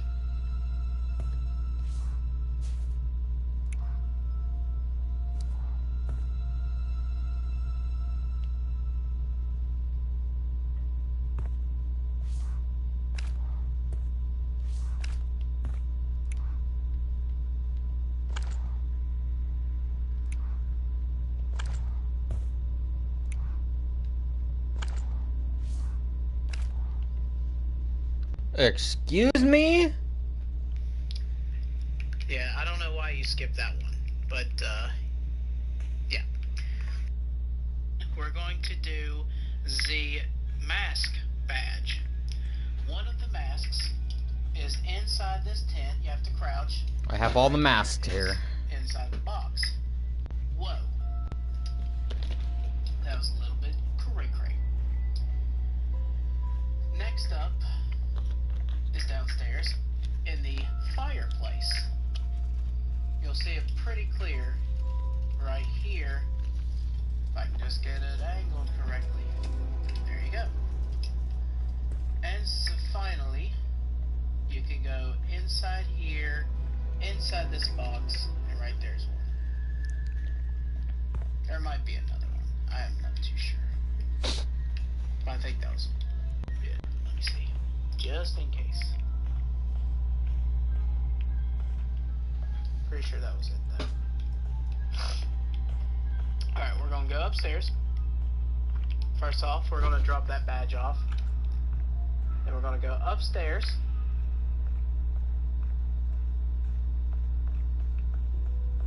Where all these masks are. And you want to take them all off. Now, we're going to start down at this bottom one here. The bottom one is this one right here. This really deformed looking mask. At least I'm thinking that's the right one. Actually, no, that might be the right one. Then you'll want that one from the Jason Goes to Manhattan movie. Then you'll want... Actually, we're going to switch those two. I think those are the ones that we're... If not, we can switch them again. Then we'll go to this one, which is this one. Okay, dude, I figured it out. I'm just being, I'm just stupid, you know. That one. You don't put the fifth mask on that one. And yes, these two need to be swapped.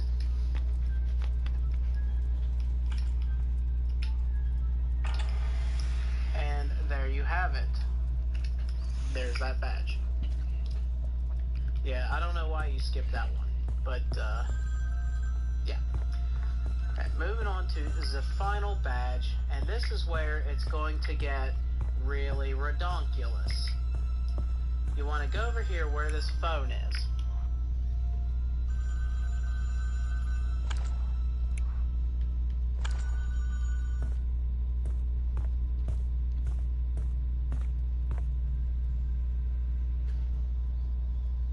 And it provides you with a number right there. And this is, like I said, where it gets redonkulous. 1, 5, 5, 5, 5.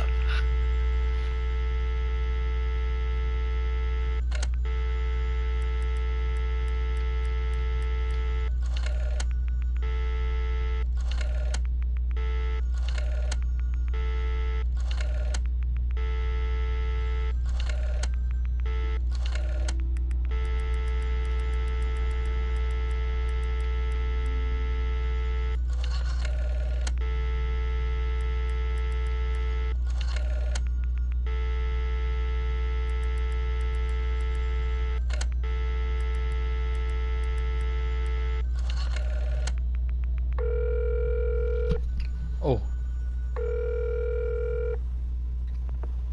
Crystal Lake Police Department. Hello? Hello? Hello?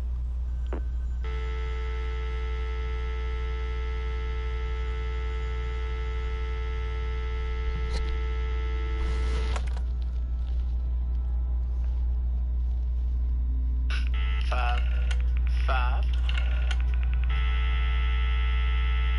0, 1, 8.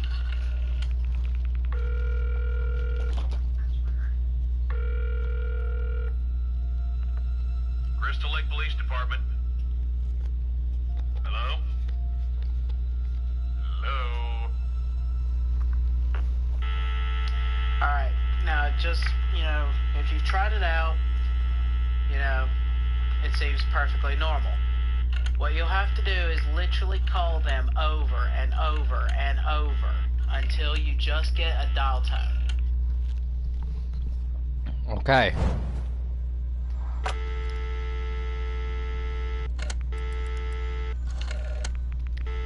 Five. 5. 5. 5. 5. Oh.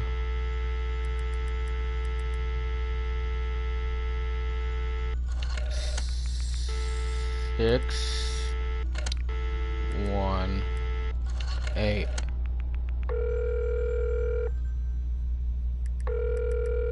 Crystal Lake Police Department. Is anyone there?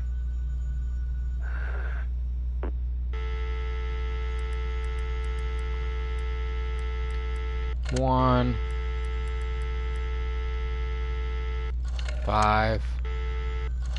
5. 5. 5. 5. 5. Oh. 6. 1. 8. Crystal Lake Police Department. No, it's probably just Ralph again.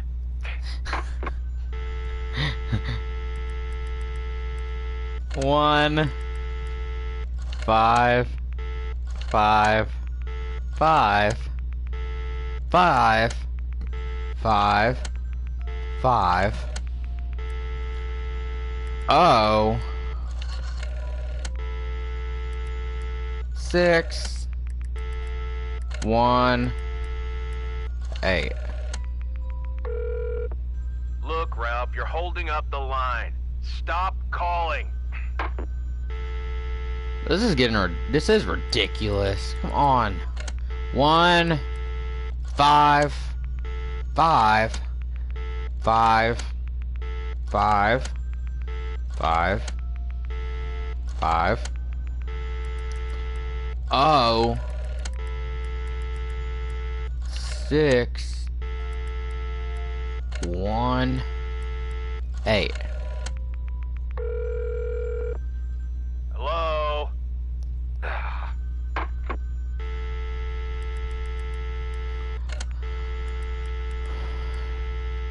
5. 5. 5. 5.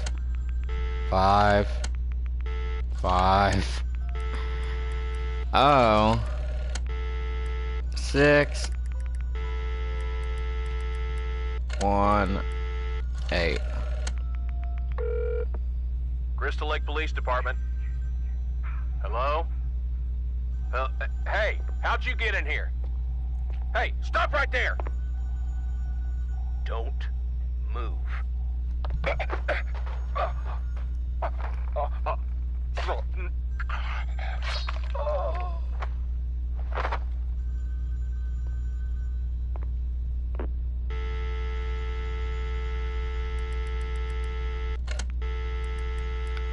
5, 5, 5, 5, 5, 5. Oh, 6, 1, 8.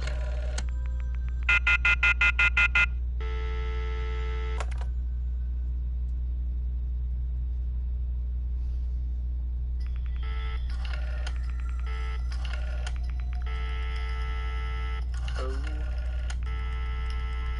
6, 1, 8.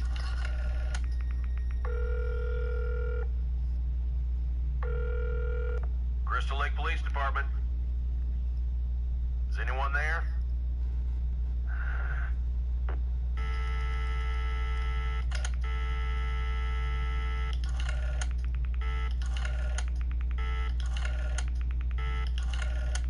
Like I said, this is where it gets pretty ridiculous. But just bear with it.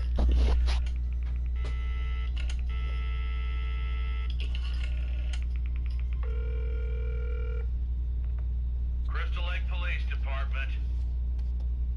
No, it's probably just Ralph again.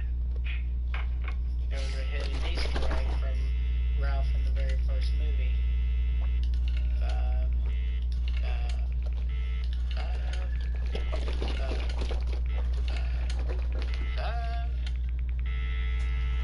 0, 6, 1, 8. Look, Ralph, you're holding up the line. Stop calling. Like I said, this is very tedious, but you have to keep calling and keep calling, but you'll see what happens.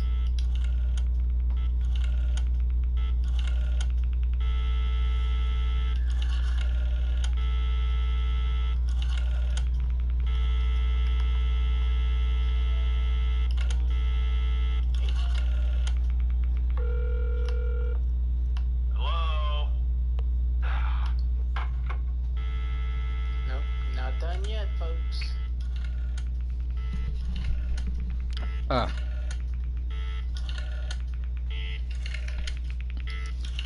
gotta stand up. And try to don't do it as fast as you can, because if you screw up a number, it takes even longer. Crystal Lake Police Department. Hello? Hey, how'd you get in here? Hey, stop right there. Don't move.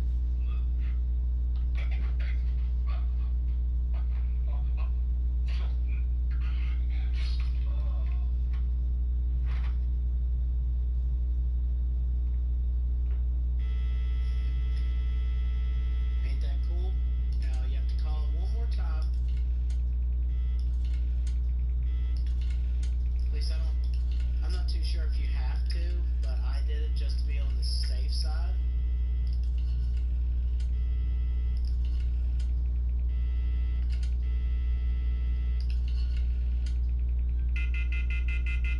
And you hear that? That's when you know you're done there. Now, there's 3 more numbers. There is 9. I'm gonna do this soon from my bed. And I'm gonna plug the headset. I'll be back in the camera in a second. My leg is asleep, so I'm trying to.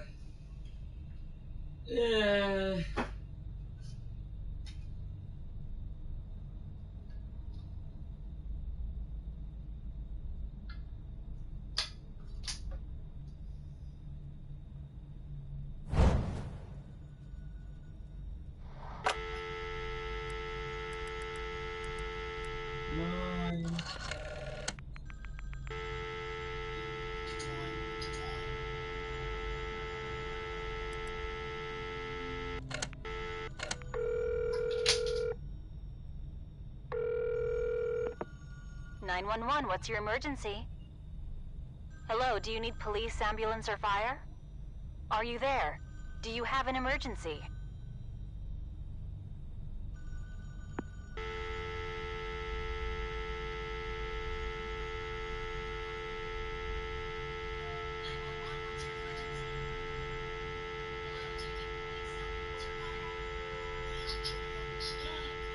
I need some chicken nuggets.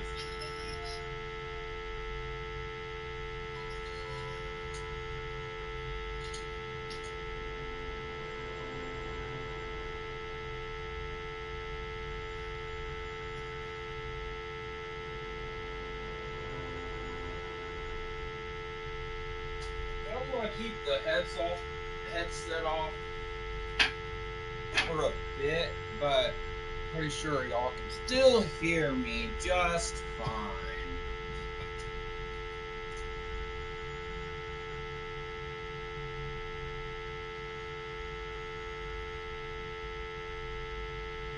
Yeah?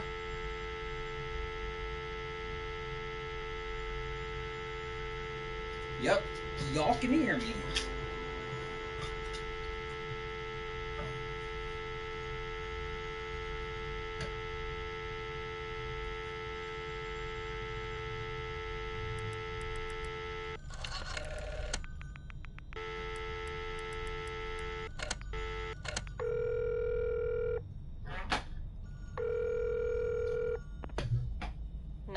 What's your emergency? Is anyone there? Are you in need of assistance?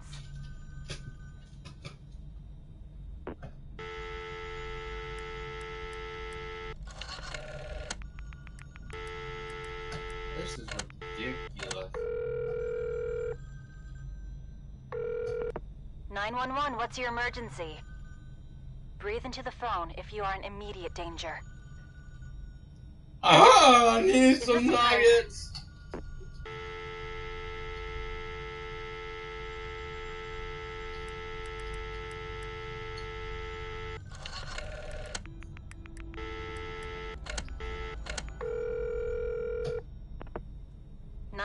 What's your emergency?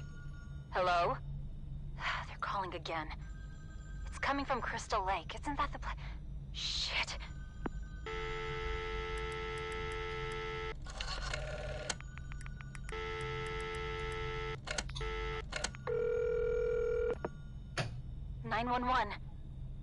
What do you want from me? Is he there? Is this him? I don't know who I am, so... I mean, I'm me and you're you, so...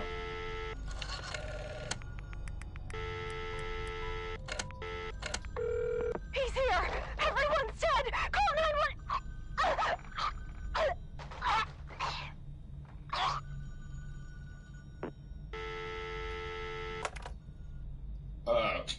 Yeah!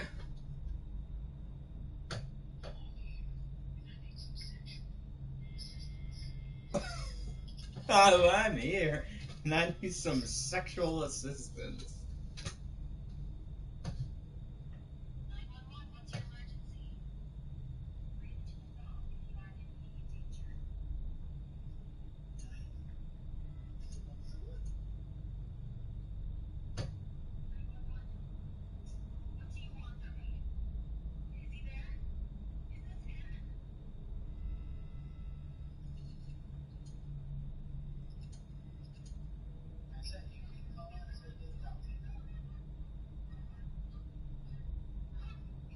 Usually when you hear them getting murdered, you know it's pretty much done. But like I said, I usually dial until I hear that, and then I'm done. Now this is the second or the third number, my bad.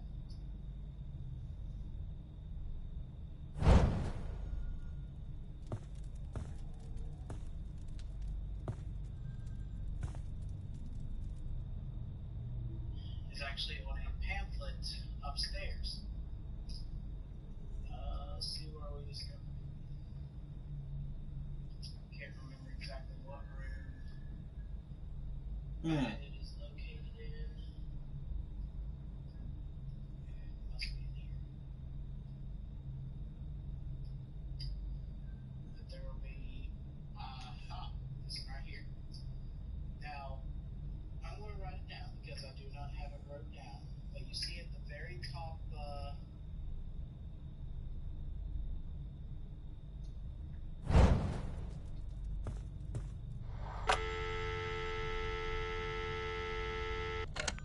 1.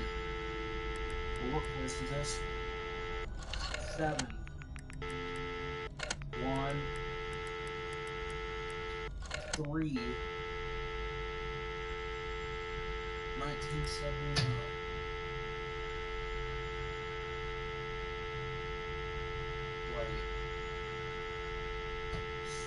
June 13th, 1979. That's the day he was born.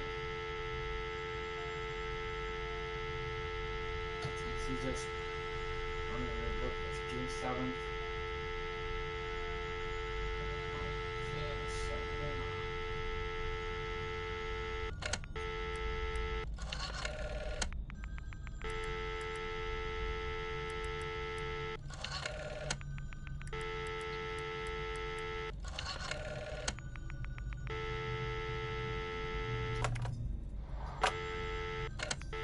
I gotta put the pots in. 5, 5, 5.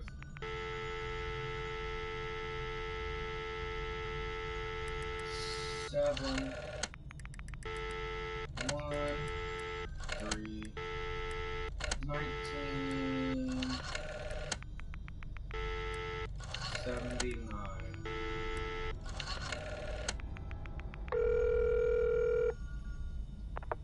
Unger Institute of Mental Health, how may I help you? Can you speak up?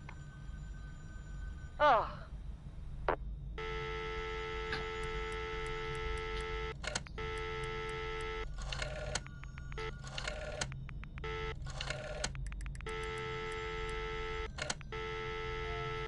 Shit, I messed it up.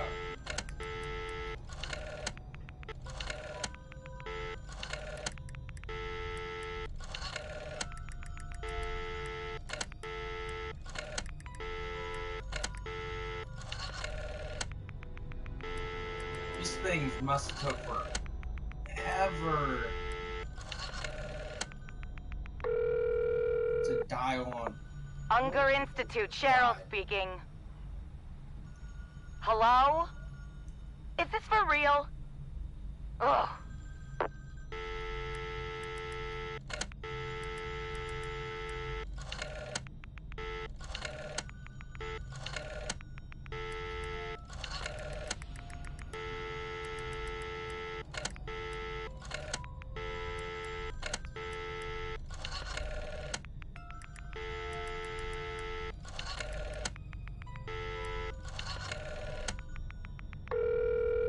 Yes, hello? Did he get out again? Hello? Ugh.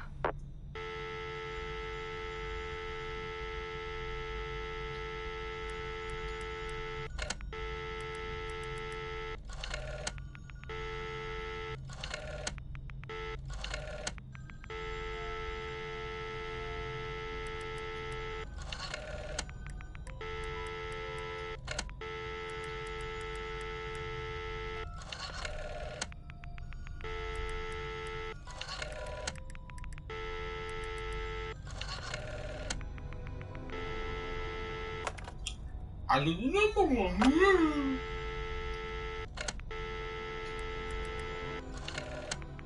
5, 5, 5, 7. No! What have I been playing for, man? Like, this is ridiculous.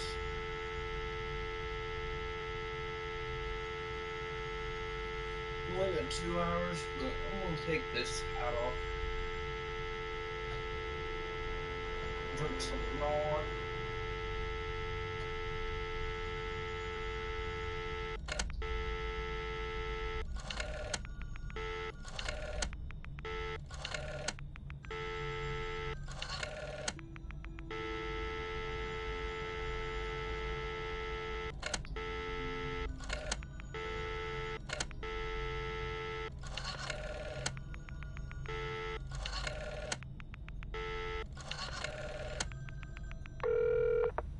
Tommy, please come back home.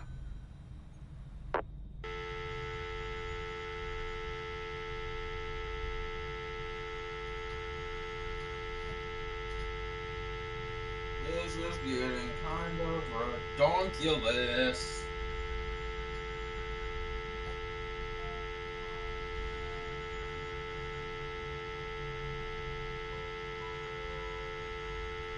I didn't know this had a whole thing to it.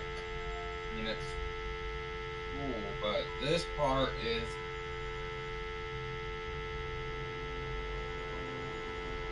ridiculous.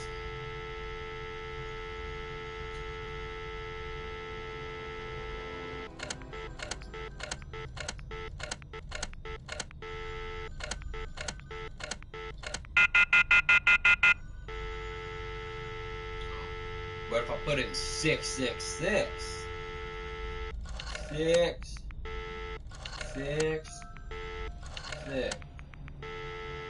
Nope.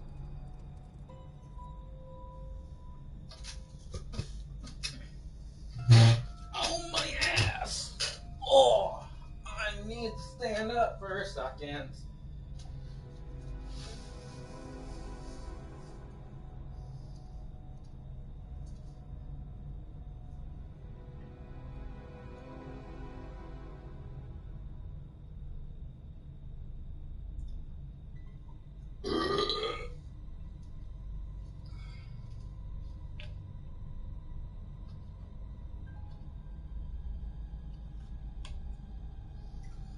Redonkadonkalist.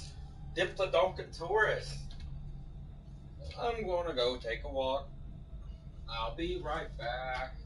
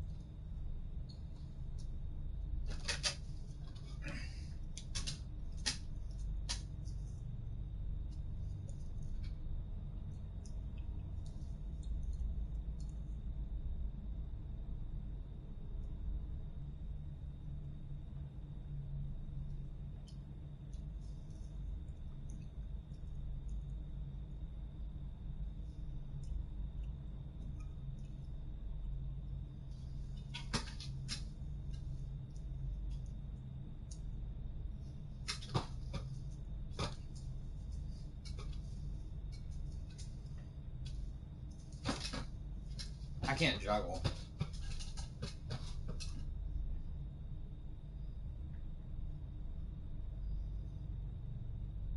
So, how is everybody?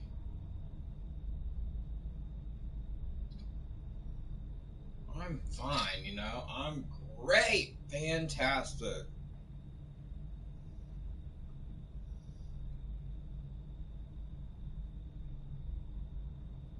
Oh my god, I can't get this open.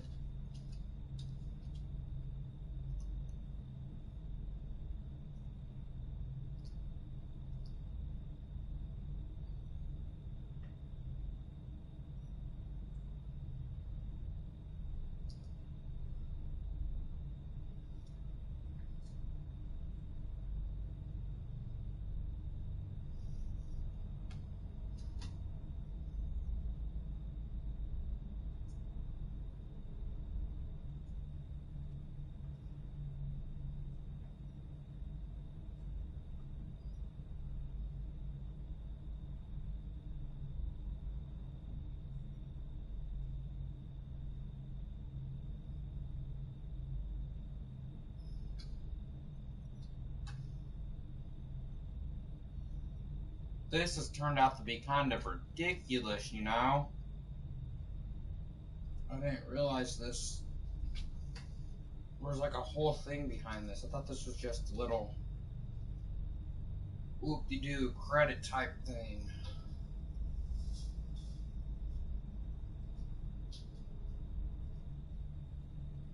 It's like an actual thing to it. And the dude in the video said Jason was gonna come after me, like, it's gonna come after me, like, there's actually gameplay to this thing.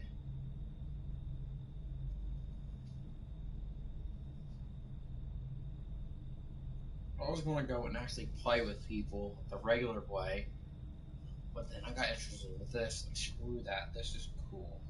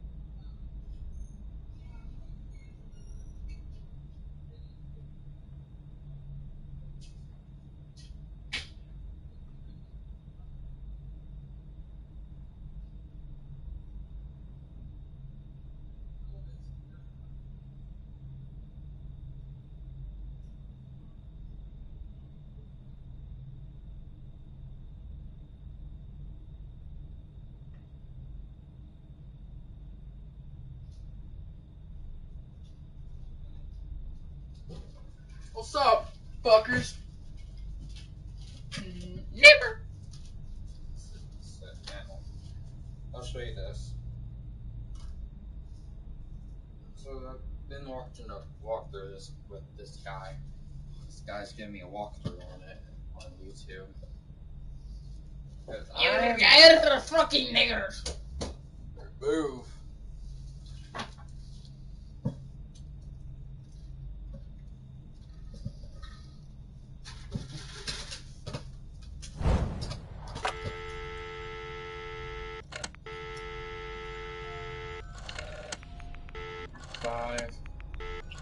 5. So that 3 times or 2? 3.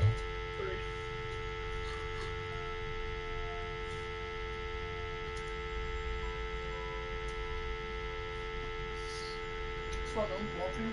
I think one person is. What's up, one person watching?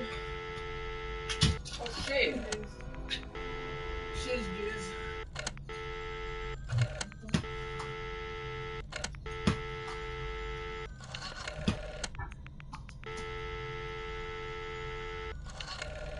So you took all this number bomb?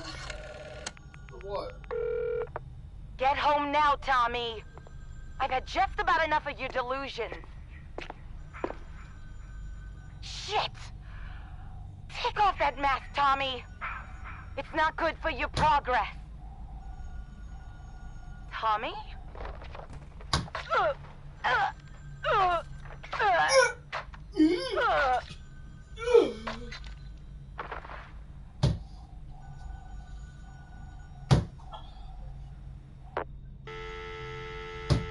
Wait, do you see him calling her or something?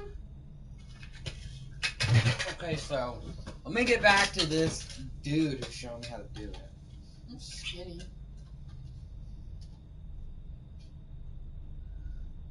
Skinny, thick ass shield dinner plate. Shut up. Okay. Corner. The menu section. Sorry it's taking so long. At the very top corner, you'll see 1555 and 713. Idiots. Was it 3,000?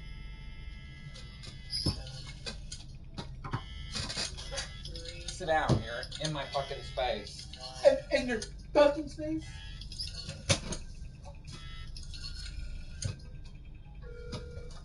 Tommy, please come back home. Oh, we got some Tommy action. Tommy coming up.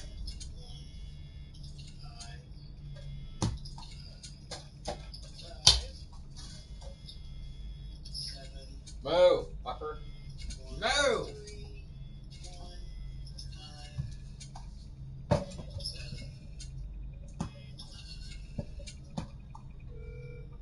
Get home now, Tommy. I've had just about enough of your delusions. Shit! Take off that mask, Tommy. It's not good. Take it out. What? Because I'm trying to concentrate, your ears. Fine, I'll sit down! So go. What the fuck am I on? You can go watch my stream. Look, I don't have anything else to do. I'll give you my iPad. Exactly, let's go. I'll be waiting. Take my iPad, go watch it. I'm gonna watch porn. No, go watch my stream. I'm gonna beat my meat. Get into your YouTube and This is a bad idea, dude.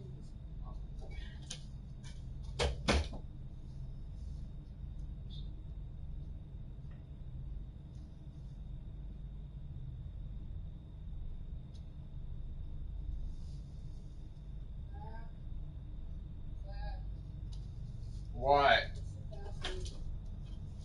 1, 2, 3, 4. There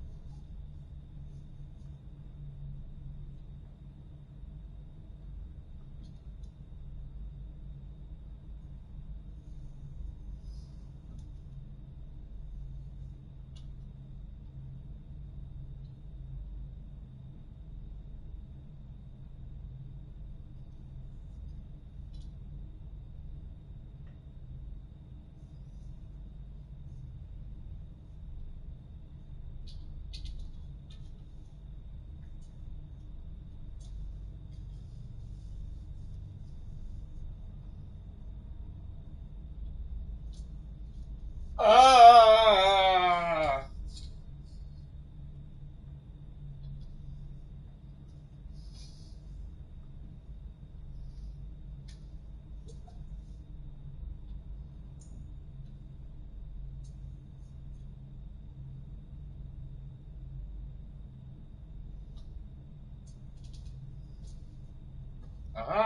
Be right back.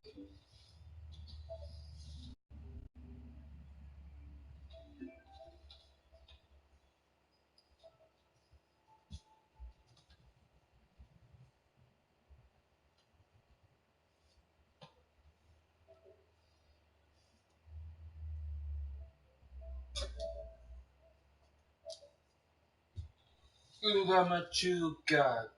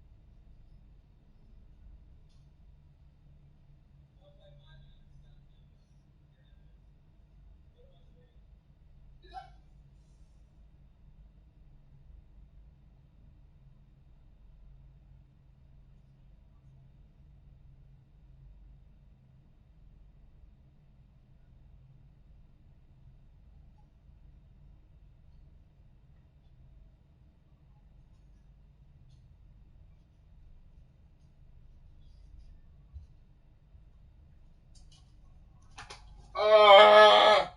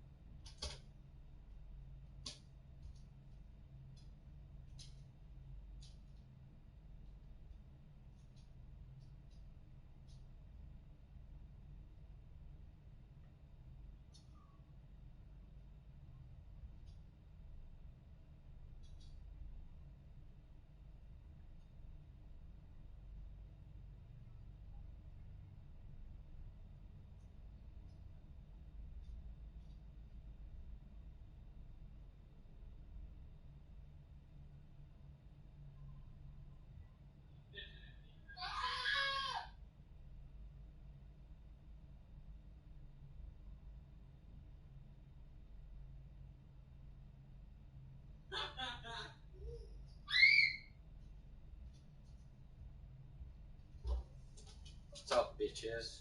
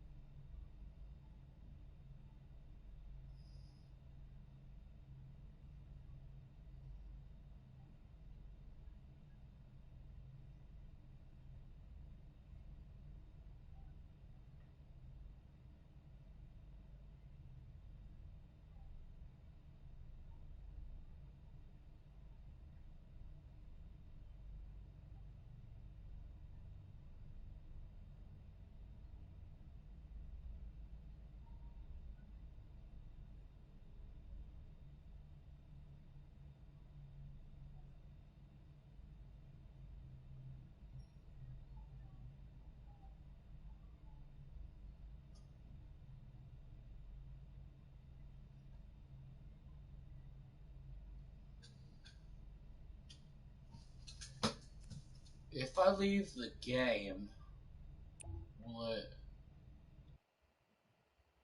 It'll save, right? Right? It'll fucking save, right?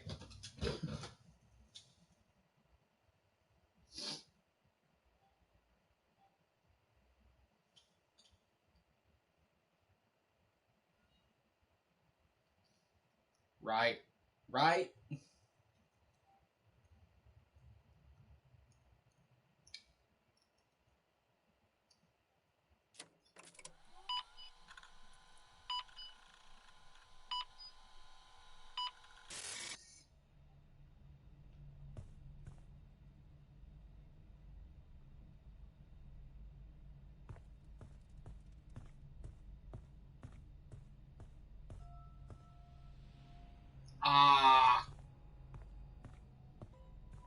Well, we'll do this. I remember.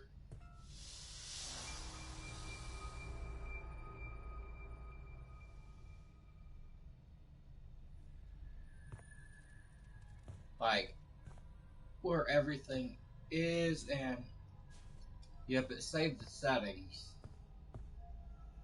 I just gotta go back and get everything. I know where everything goes, where everything is.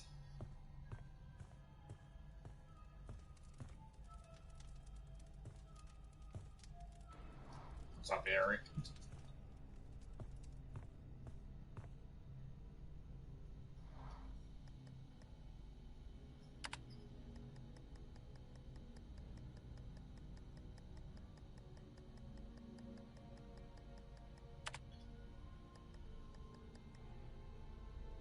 Big gay Ryan.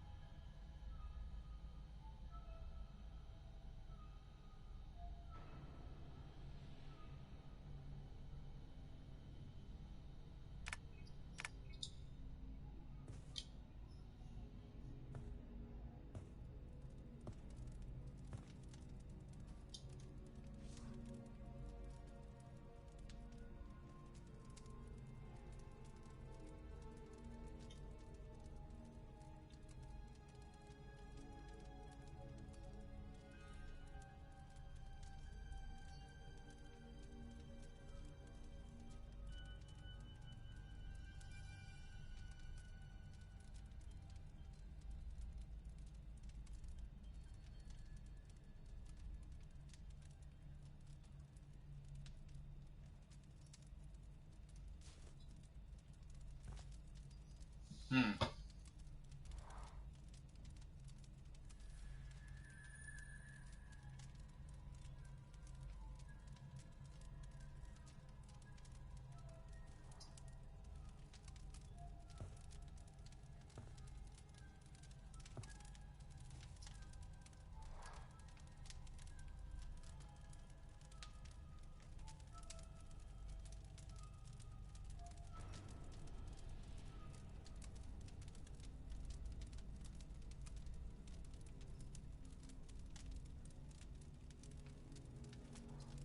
Hmm.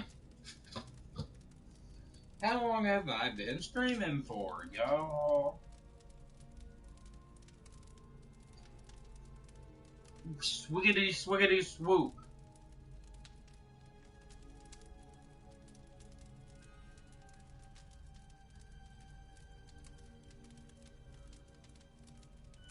You think this is good enough? I'm gonna end this stream here. I'll do this some more in another one. So, Bye. Bye, guys. Bye. Merry Friday the 13th.